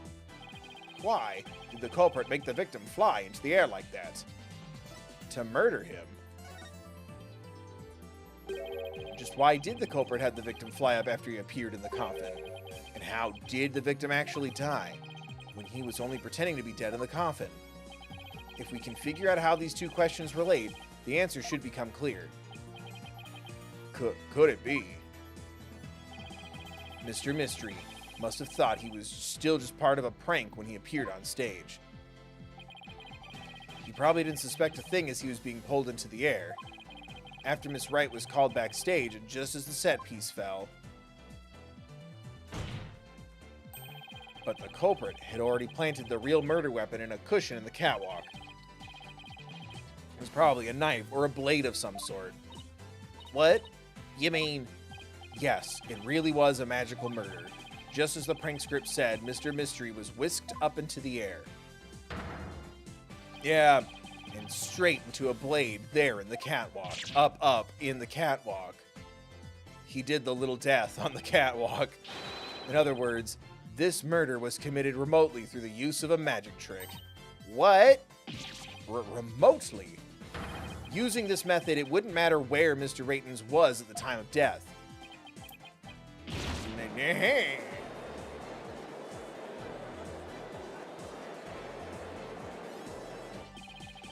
But how exactly does it work, Mr. How exactly does it work, Mr. Justice?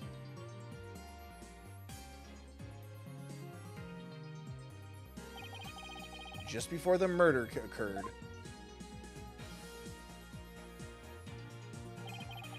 the dragon set piece was up in the catwalk. It and Mr. Man of Mystery were connected to each other by a wire at the time. By carrying out the prank plan, Betty made the dragon set piece fall, which caused Mr. Mystery to rocket straight up. And into the blade and the cushion.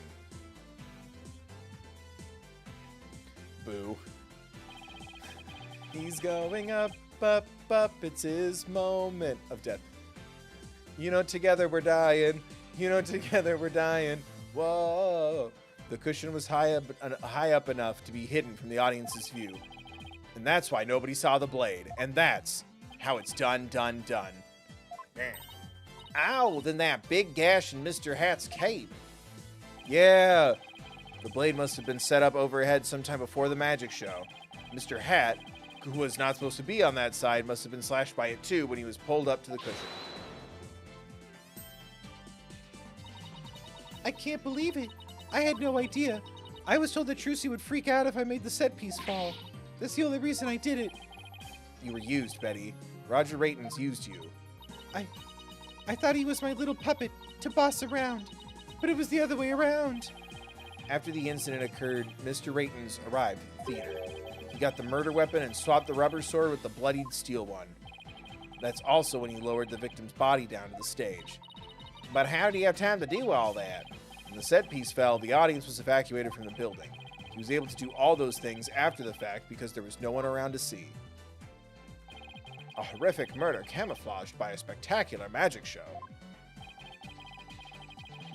That sounds like a kind of murder only a magician could pull off. As long as the show proceeded as it was scripted, Mr. Mystery was doomed to die. That's why it was you, Mr. Raytons, who killed the victim all the way from the TV station. This prank plan, or should I say murder plan, proves your murderous intent.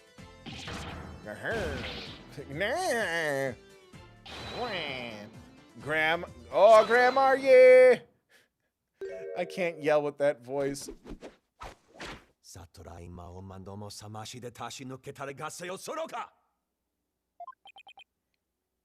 Enough.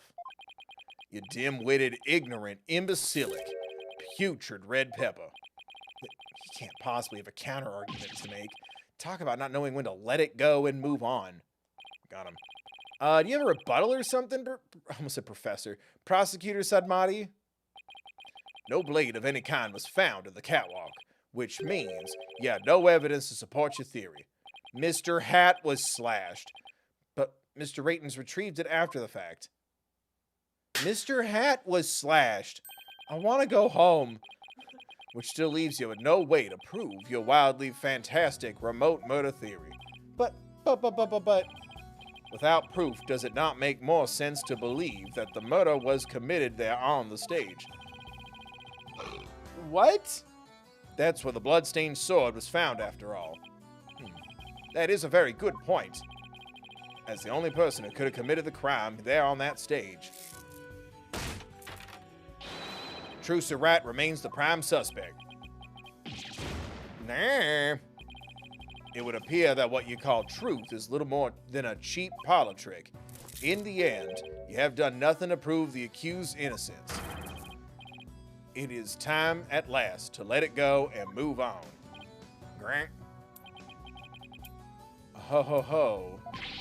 Are you seeing are you seeing this magnifique Grandma? My magic is exacting punishment on your granddaughter. What the fuck am I doing? Oh geez, the Grandma name is done for there. Apollo, he just threatened her on the stand. Apollo, we need to hit him with a divisive piece of evidence here. I know, that's just what I was thinking. Mr. Justice, do you or do you not have anything to prove that the witness committed this remote murder you proposed? Of course I do, Your Honor. Mr. Hat was ripped. God, fuck. It's like every case needs to be like 20 to 30 minutes longer than it should be. Oh, I see what you mean. Like, I felt like we nailed it. Mr. Hat was ripped. Look at the footage. He's not ripped. Look at him now. Ripped. Where'd we find him? Catwalk. Something in the catwalk ripped Mr. Hat. Mr. Hat, take the stand. I was ripped. Almost done. This entire incident was carried out exactly according to the script. Right. So theoretically, there should be no evidence for us to find or use, which means our best bet is to see if something unscripted happened. There's got to be something Raytons couldn't have foreseen.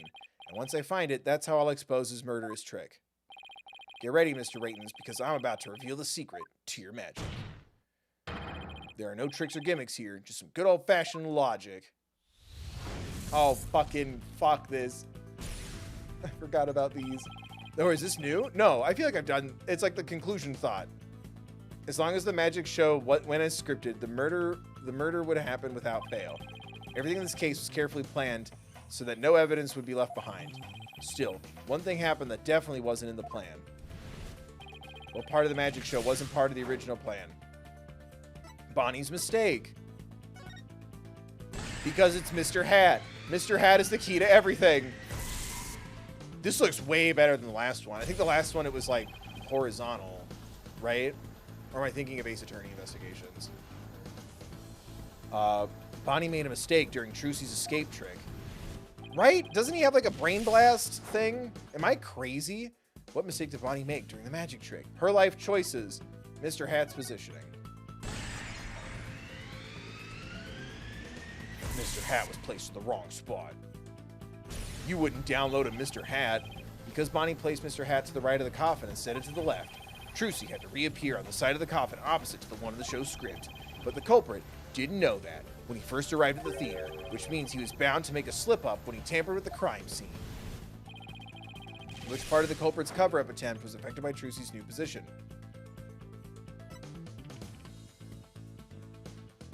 Wait, what?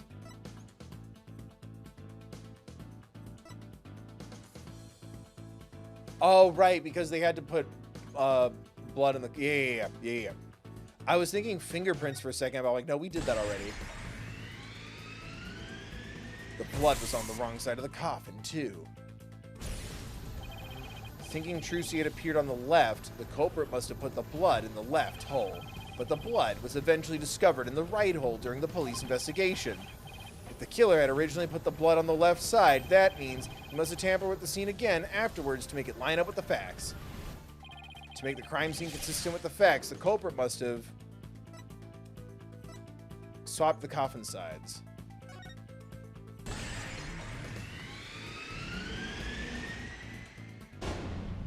The culprit swapped the coffin sides.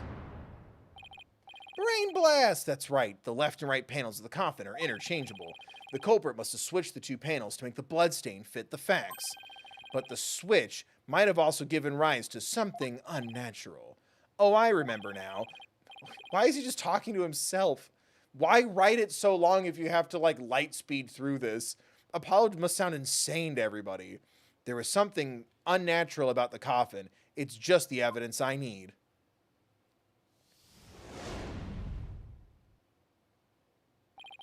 Sorry, Mr. Raytons, but I have some very conclusive proof of your guilt. Another bluff, is it? Oh, another bluff, is it? There's no way you have anything of the kind. My magic is real. Objection. Shut. Magic isn't real. Go to bed. No, there are tricks and gimmicks to it, just like any other illusion. It wasn't love. What? After the murder, You switched the left and right panels of the coffin, didn't you? Yeah. And because you did, you left behind something very unnatural for us to find. This proves that Roger Rayton's tampered with the crime scene after the murder took place.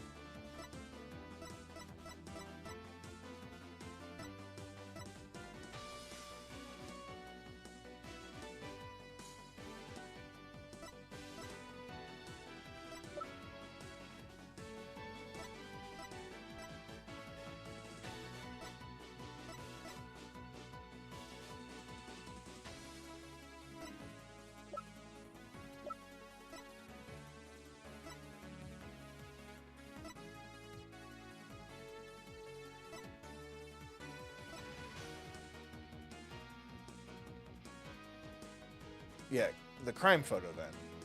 That's what I was looking for, was the coffin holes. No?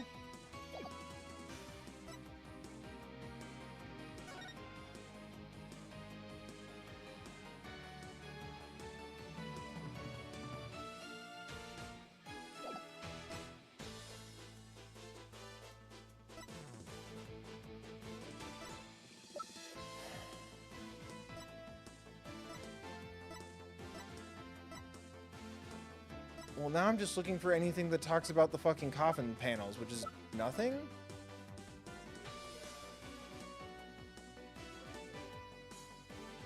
The fingerprints?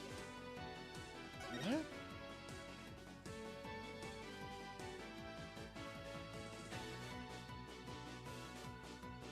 Oh, the palm prints are reversed because he had to flip it around. Okay. Fuck me. The fingerprint results. What about the fingerprints is unnatural? Let's take a look at the prints the victim left inside the coffin, shall we?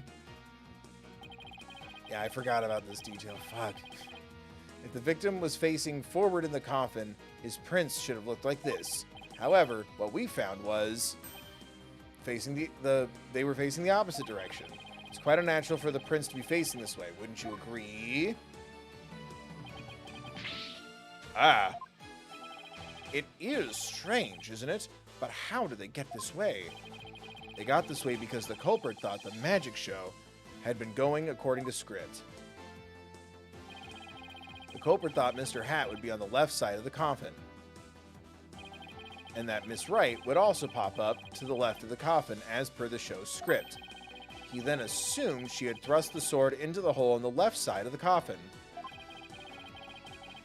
That's why he put blood in the left hole when he was trying to cover up his crime.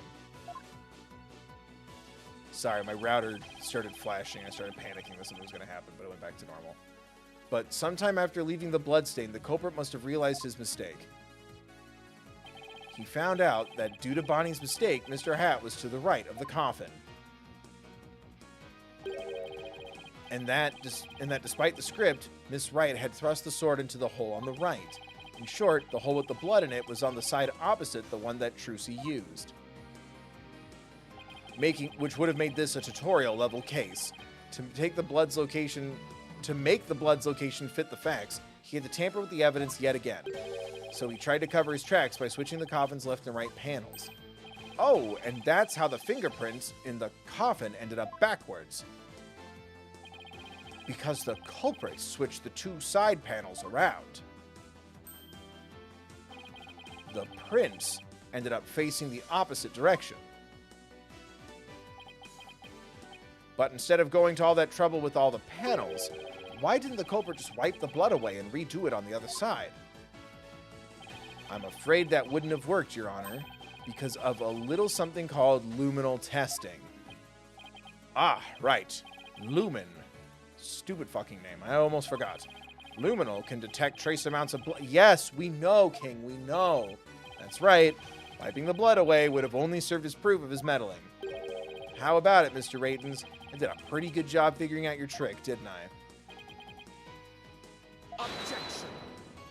Fuck you, dude. We figured it out. We're fucking done. I'm tired of repeating myself. Trucy Wright could have done the same just as easily. You have no proof that we just said women are too weak to lift bodies. What are you talking about? You have no proof that it was this witness who tampered with the evidence. Objection. But I do have proof. What? A person who was in the magic show would never have made the mistake of putting the blood on the wrong side. Least of all, Miss Wright, who surely would have remembered she was on the other side. Oh my, you're absolutely right. Why, you impudent. I'm sure you've realized by now, Prosecutor Sadmandi, that your claim that Miss Wright is the culprit just don't hold up. Accusing Miss Wright is wrong. That's my closing statement. Oh, we went automatically. Okay. Really? Miss Wright and I? Because I wish I could have read it, but we went on our own pace. Because I think you're the one with a ticket there for trying to convict an innocent girl. Did he blame us? You and the accused are most certainly bound for hell. No, so it wasn't even important. Cool.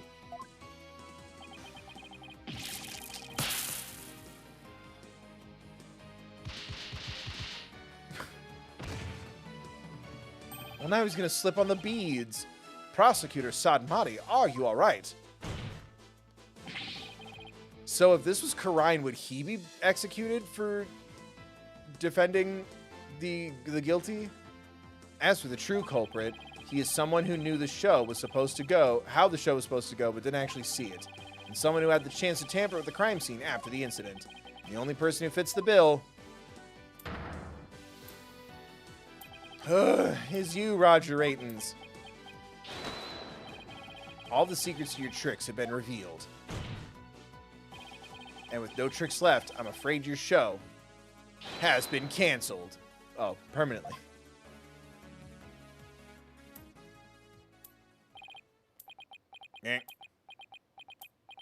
Alright. All my secrets have been revealed, you say. Please tell me we're fucking done. Yeah. I'm not doing another, prove this now.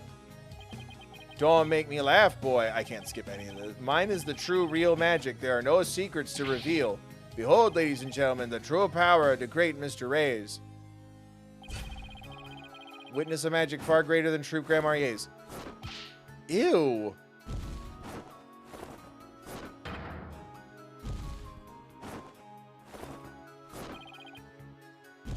Sorry, I can't. It just moves on its own. I'm trying to see what's happening. I'll bring it into you all. Oh my god. But now the final heir to the Grand Marnier name, right here, right now, you too,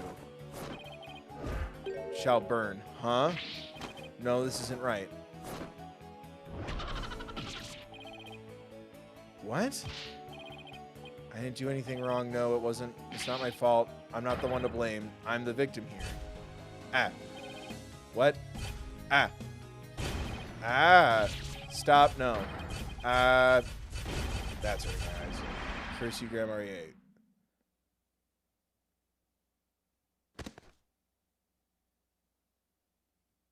If you're not going to let me control the text box, did you put in voice acting then? Maybe? Curse those Grand Marniers. It's all because of them. Even now they wound me. Curse them all to the abyss.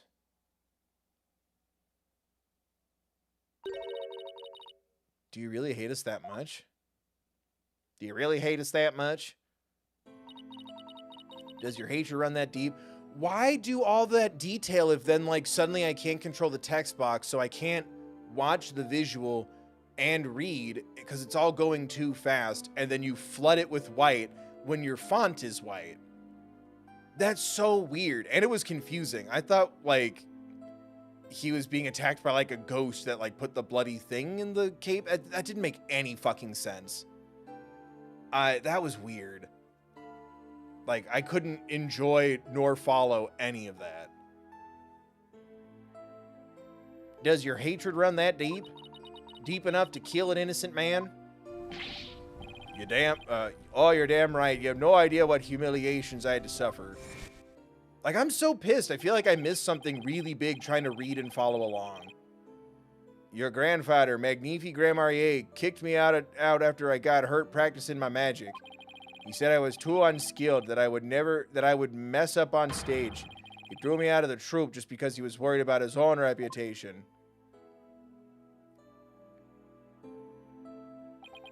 Since I was but a child, it was always my dream to become a great magician. But that Magnifi took it all from me.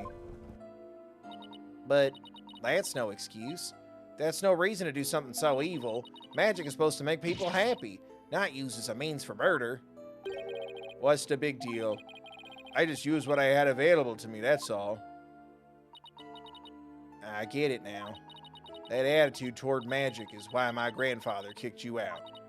You don't deserve to call yourself a magician. Might also have been an insurance thing. Don't deserve? I don't know about that.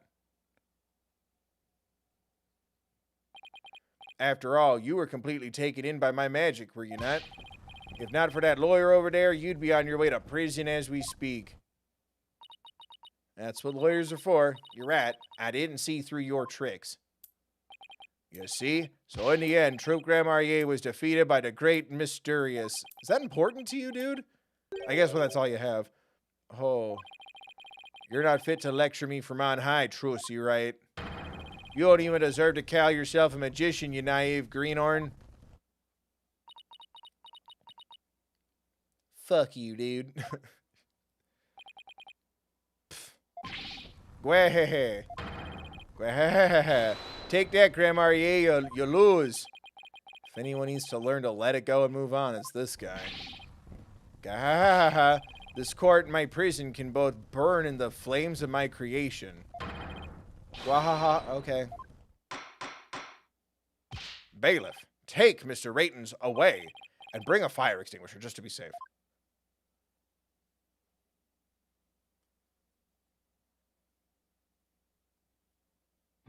He escaped! It looks like we've reached the end. I feel as though I've been watching a grand magic show. It was close. We just barely made it. We just barely made it through somehow. Huh? Why does Trucy look so down? She was almost framed for murder. I'd be pretty sad. Miss Wright. Yes, Your Honor. I am about to announce my verdict. Could I see that wonderful smile of yours? That smile of a true entertainer. As I too. Yes, Your Honor. Now then, this court finds the defendant, Trucy Wright. Yay. Oh my god.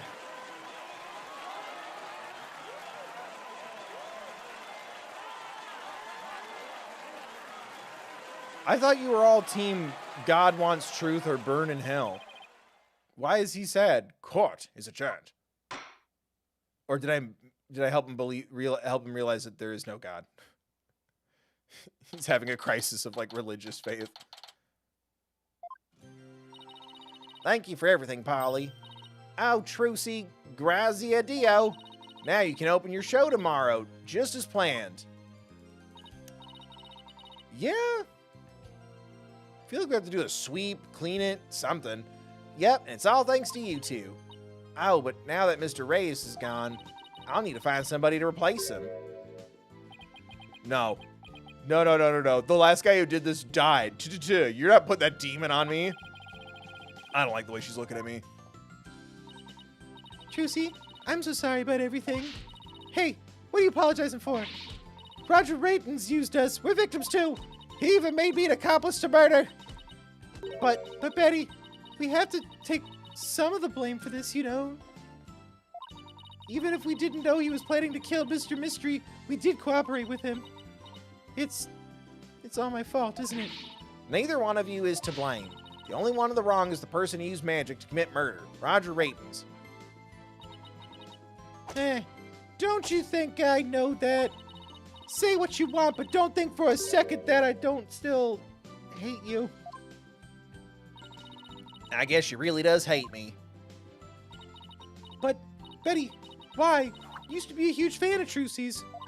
Hey, shut up! I've always hated her. Oh, and they're older. Okay. I was about to say, like, ever since you were 12? Like, how long has she been doing this? Shut up! I've always hated her. Really? But we hadn't seen Trucy's magic show. We never would have tried to become professional magicians ourselves, right? So speak for yourself. But, Betty, you still have her autograph and you— Shut up! Was she acting that way this whole time because she secretly loves Trucy?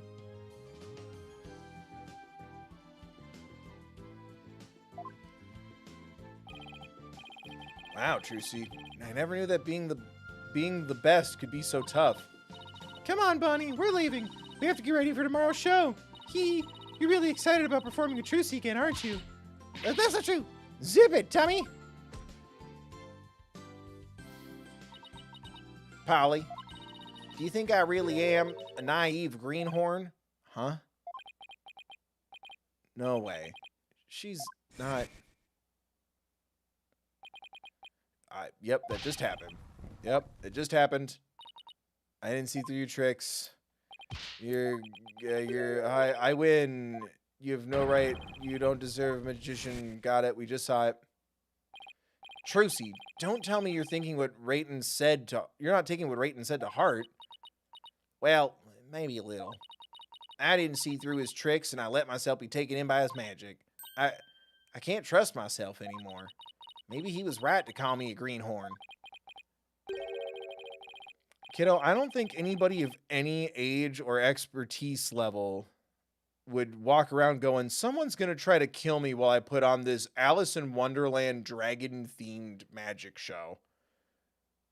This is a little out of the realm of naivete, or naivete.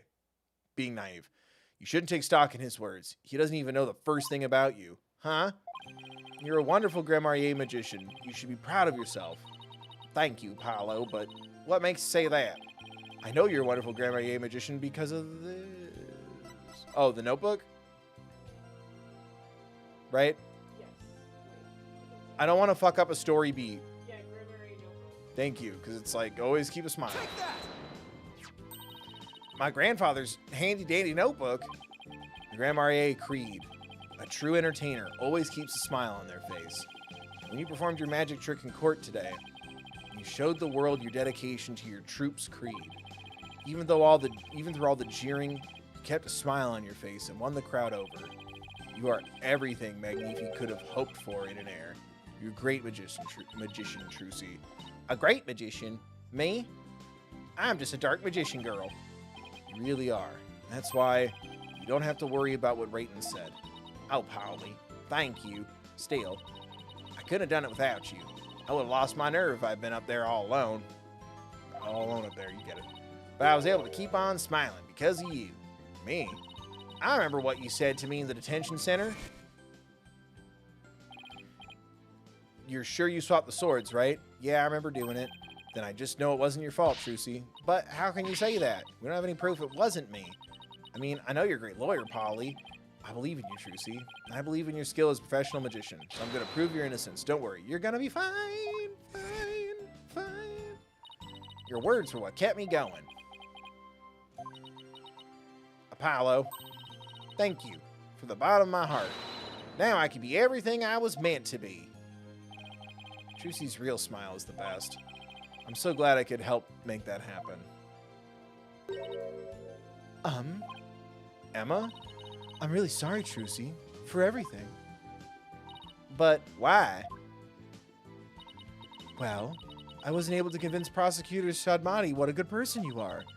And I had to testify against you, too. You had nothing to apologize for. You were just doing your job. You're too kind. Oh, I don't know about... Huh? Is something wrong, Emma? Oh!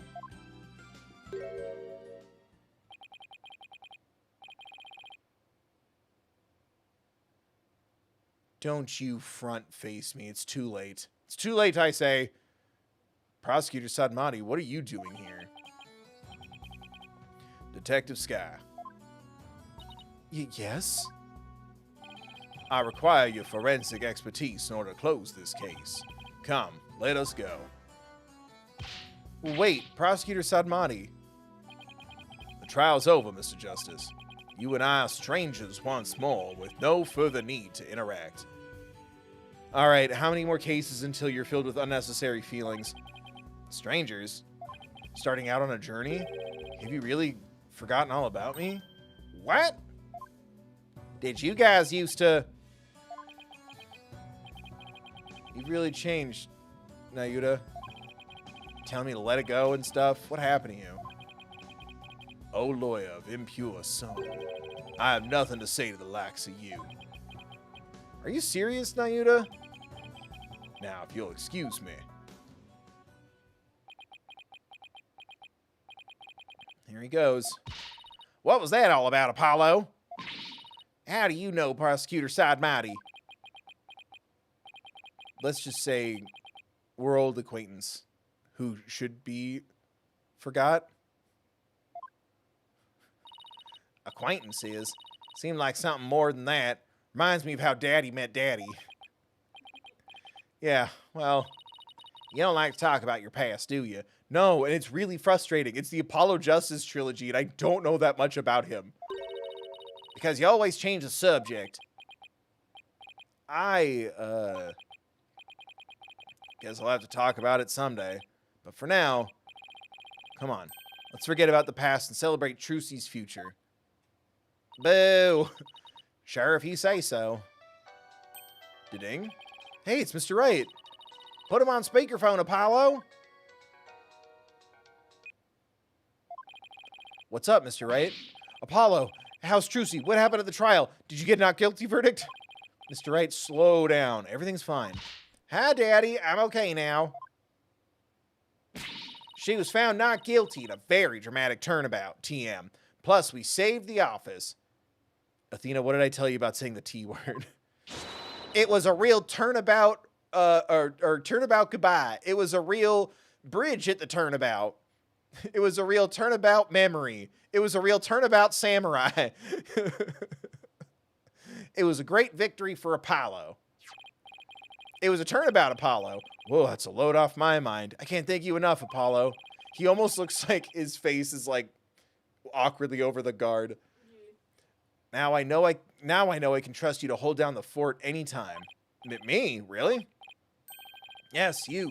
You're a real full-fledged lawyer now in my eyes. A full-fledged lawyer? I still can't wrap my mind around it. Thank goodness you were there to take care of everything. And thank you, Apollo. No need to go that far, boss. Especially not in front of her. Oh, and by the way, I won't be able to make it to tomorrow's show, so I was hoping you could go. You'll do that for me, won't you? Of course. I wouldn't miss it for the world. Full-fledged. So Daddy asked you to come to tomorrow's show, huh? As my assistant, right? No, he just asked me to go cheer you on. He just asked me to go cheer you on. Okay, then I'll just be sure to save you the best seat in the house, Polly. On the stage, he just told me to go cheer you on. The best seat in the house. Really appreciate the thought, but good, then it's settled. Knitting? Anime cutscene. Damn it. Objection! I should have known. Yeah, he's on stage. Yeah. That this is what she meant. Magical girl Trucy Wright will now perform her greatest illusion yet. Inspired by my daddy's psycho lock story that he talks about with other daddy. There are no tricks or gimmicks here, ladies and gentlemen. This is real magic. Wait a minute. You're kidding, right? There is a trick or gimmick, right? I'm too young to die. Now then, Mr. Hat, you know what to do. I thought he was holding a gun, like a yellow gun. I didn't see the sword blade for a second. Shoot him. Now then, Mr. Hat, you know what to do with that sword. No, wait, stop. No! And that is how Trucy and Grandma Yeland ended on a rousing high note, with a big round of applause and Polly's ear-splitting screams. What kind of an ending is that? I was hoping we were going to get an anime.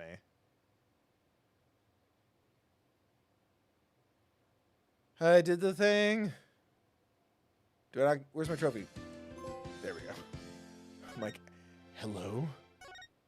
I'm owed my treat. Oh my God. all these cases do get fucking longer, but yeah, almost every case in this whole franchise you could say like there's like 20 to 30 minutes you could trim out of this.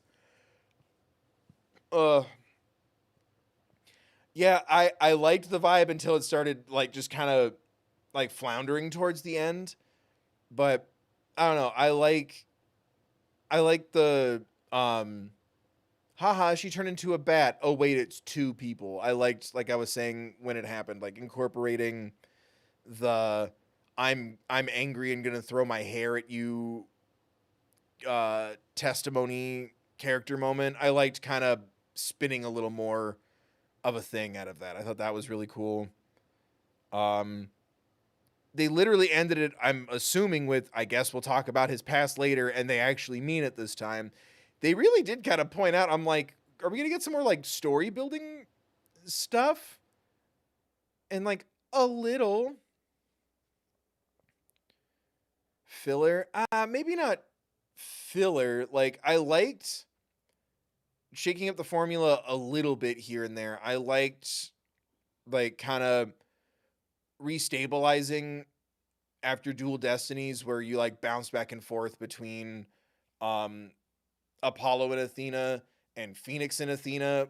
It was like kind of nice to feel a dichotomy between the three of them, and then establishing something different at the end where like you're a full-fledged lawyer now. Like, I trust you to watch the place when I'm gone. I trust you to do more stuff. Like, I liked, as we kind of, oh, here's Apollo and Athena. They're kind of, I guess junior or associate lawyers or something. And then Apollo got to like move up the ranks a little bit there. I liked the twists. I feel like it could have been condensed a lot. And I feel that way about most of the Ace Attorney cases. Like it does get like 50 times more tedious once you've figured it all out. It's like, it's a King of the Hill reference, so forgive me, but it's when Bobby eats too much sugar and they put him on like Adderall or Ritalin or something. But he's like at school with too much sugar in his system from like eating too much like sugary cereal, and he's like, enough with the previews, get to the feature. Like, that's exactly what my brain does, because I'm like, no, I got it. We figured it out. Like, now I want the characters to interact. I want a little more as to the why of it all. So when it was like, oh, Mr. Hat. No, yeah, it was Mr. Hat. No, yeah, it was Mr. Hat. But what about the coffin plates? No, I feel like we're all smart enough to know that part. Feel like we already figured this out.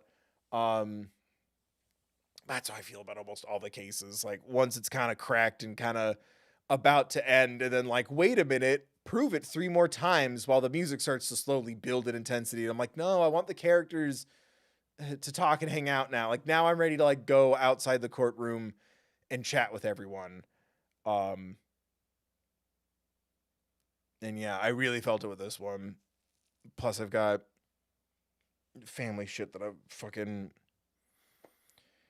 It's fine. I've had the same schedule for streaming for several years now. Maybe if there's not an emergency, we don't text me while I at work, quote unquote. Like, I'm just like, it just sucks. So my mind was kind of bouncing around a little bit towards the end there too. But I don't know. I liked what it does for Apollo and Athena. I liked incorporating Trucy, even though I feel bad that she kind of had to go through the baptism by fire of being accused of murder several times. Or was that her first one? Because, yeah, she was our magical girl assistant in Apollo Justice Ace Attorney. I don't think she was accused of murder. Right? I don't think so either. But either way, it's like everyone's got to get accused of murder at least once, sometimes twice. Or, you go for Maya Bingo. So I liked getting more time. If anything, I wish Trucy was our assistant, so we could have gotten more time.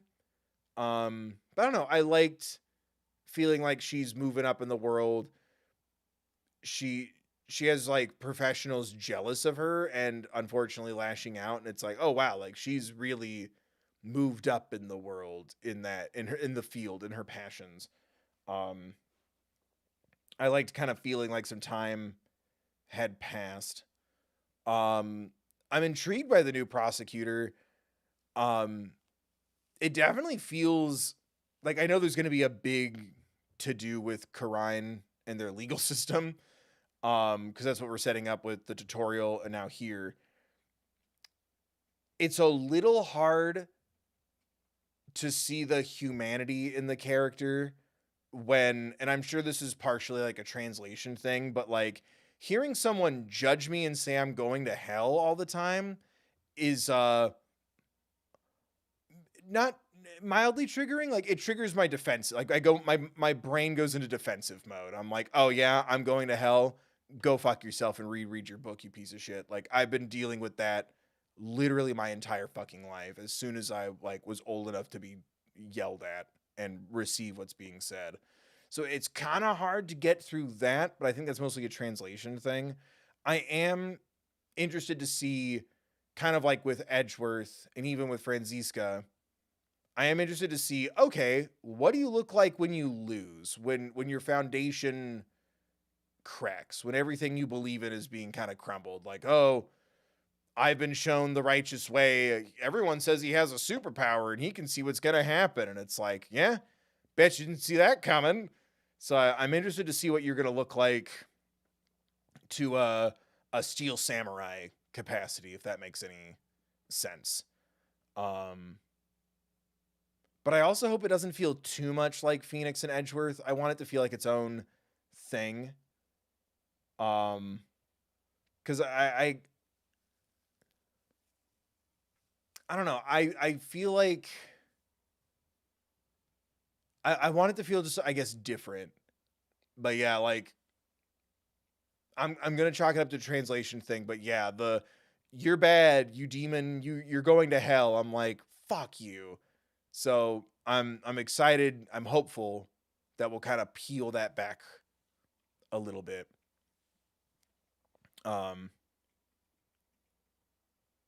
wouldn't mind long cases if it wasn't like going in circles. Yeah, that's very how it feels towards the end.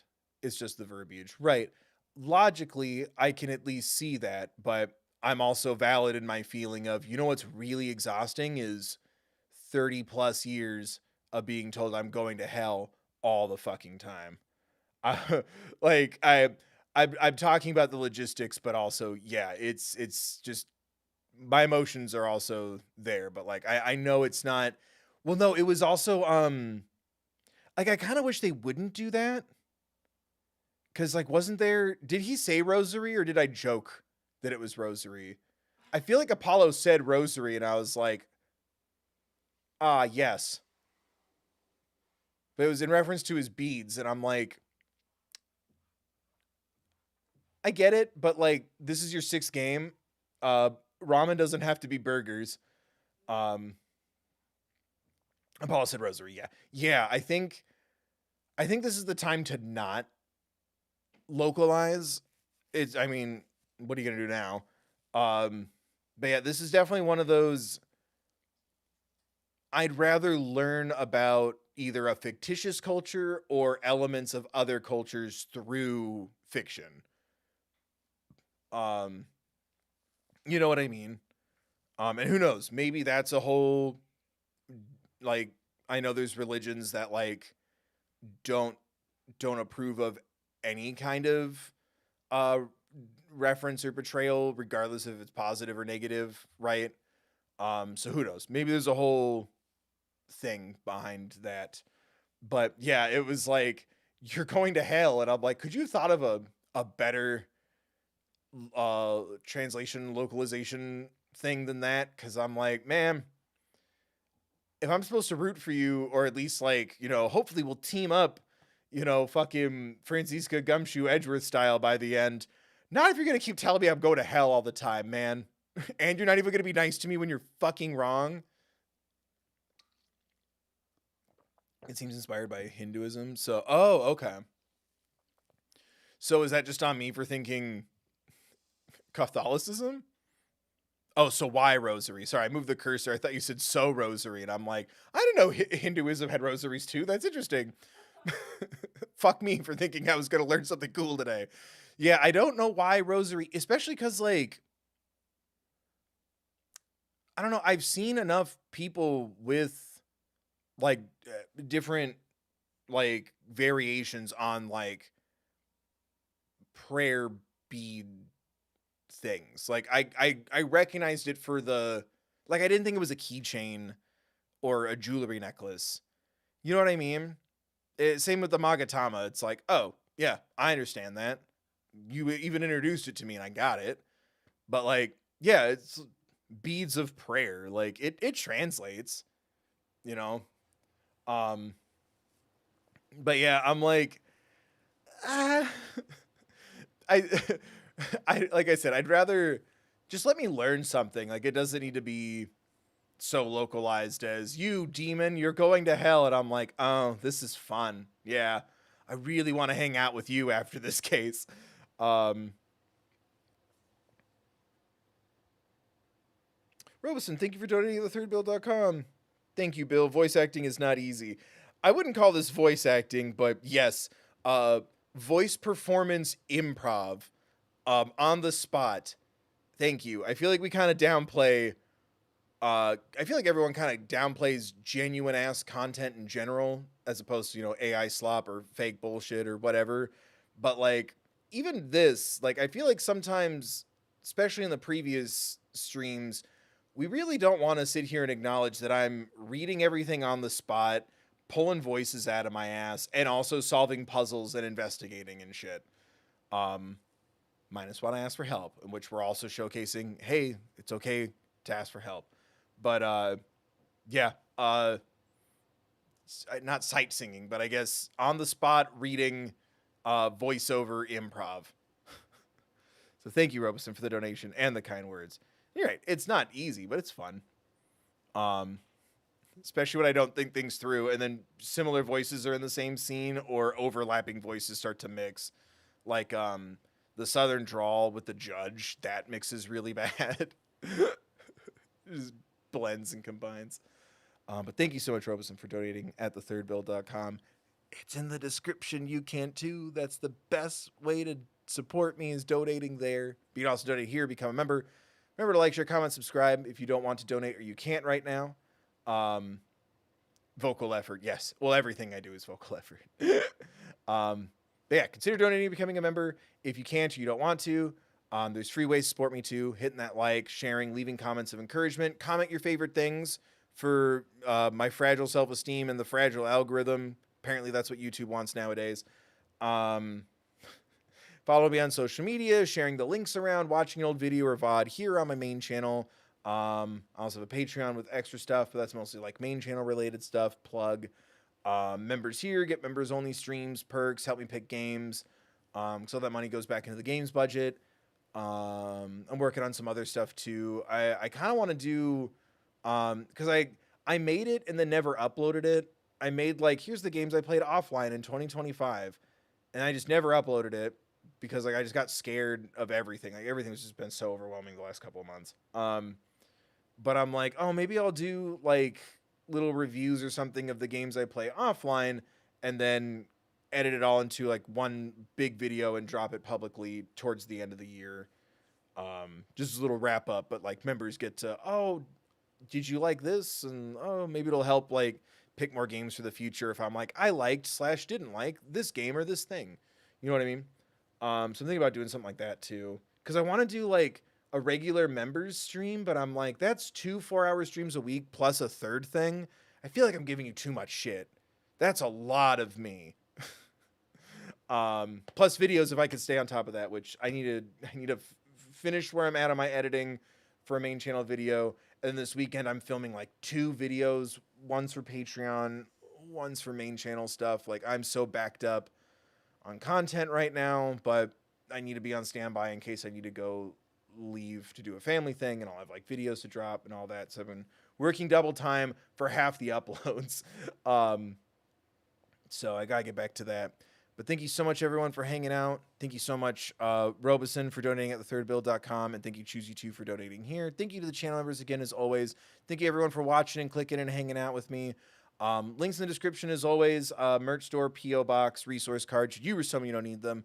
Thank you, Alana, for modding. I hope you enjoyed the stream. Hope to see you next time I upload or go live. I'm not sure what the next game is. The members will help me pick it. So, yeah. Enjoy the surprise. Click all the stuff. Ring the bell and all that jazz. Because, yeah, if Wandersong, I got a physical copy of it. If that doesn't show up over the weekend, it might be Arkham Knight. I don't know. Unless I can find something else. But thanks for hanging out, everybody. Thank you again for clicking and supporting me. But, yeah, we're going to take a break. And then we'll come back to do case 3. And depending on how long case 3 and 4 is, either we'll do 3 and 4 and take a break, or we'll do 3, break, 4, break, 5. Just depends on how long. But I liked this kind of, we did 3 streams. I'd kind of like to keep it at a max 3-4 streams at a time until we get to the finale. So that's probably the vibe for right now. But we will be back finishing up Spirited Justice. I'm very excited to do that.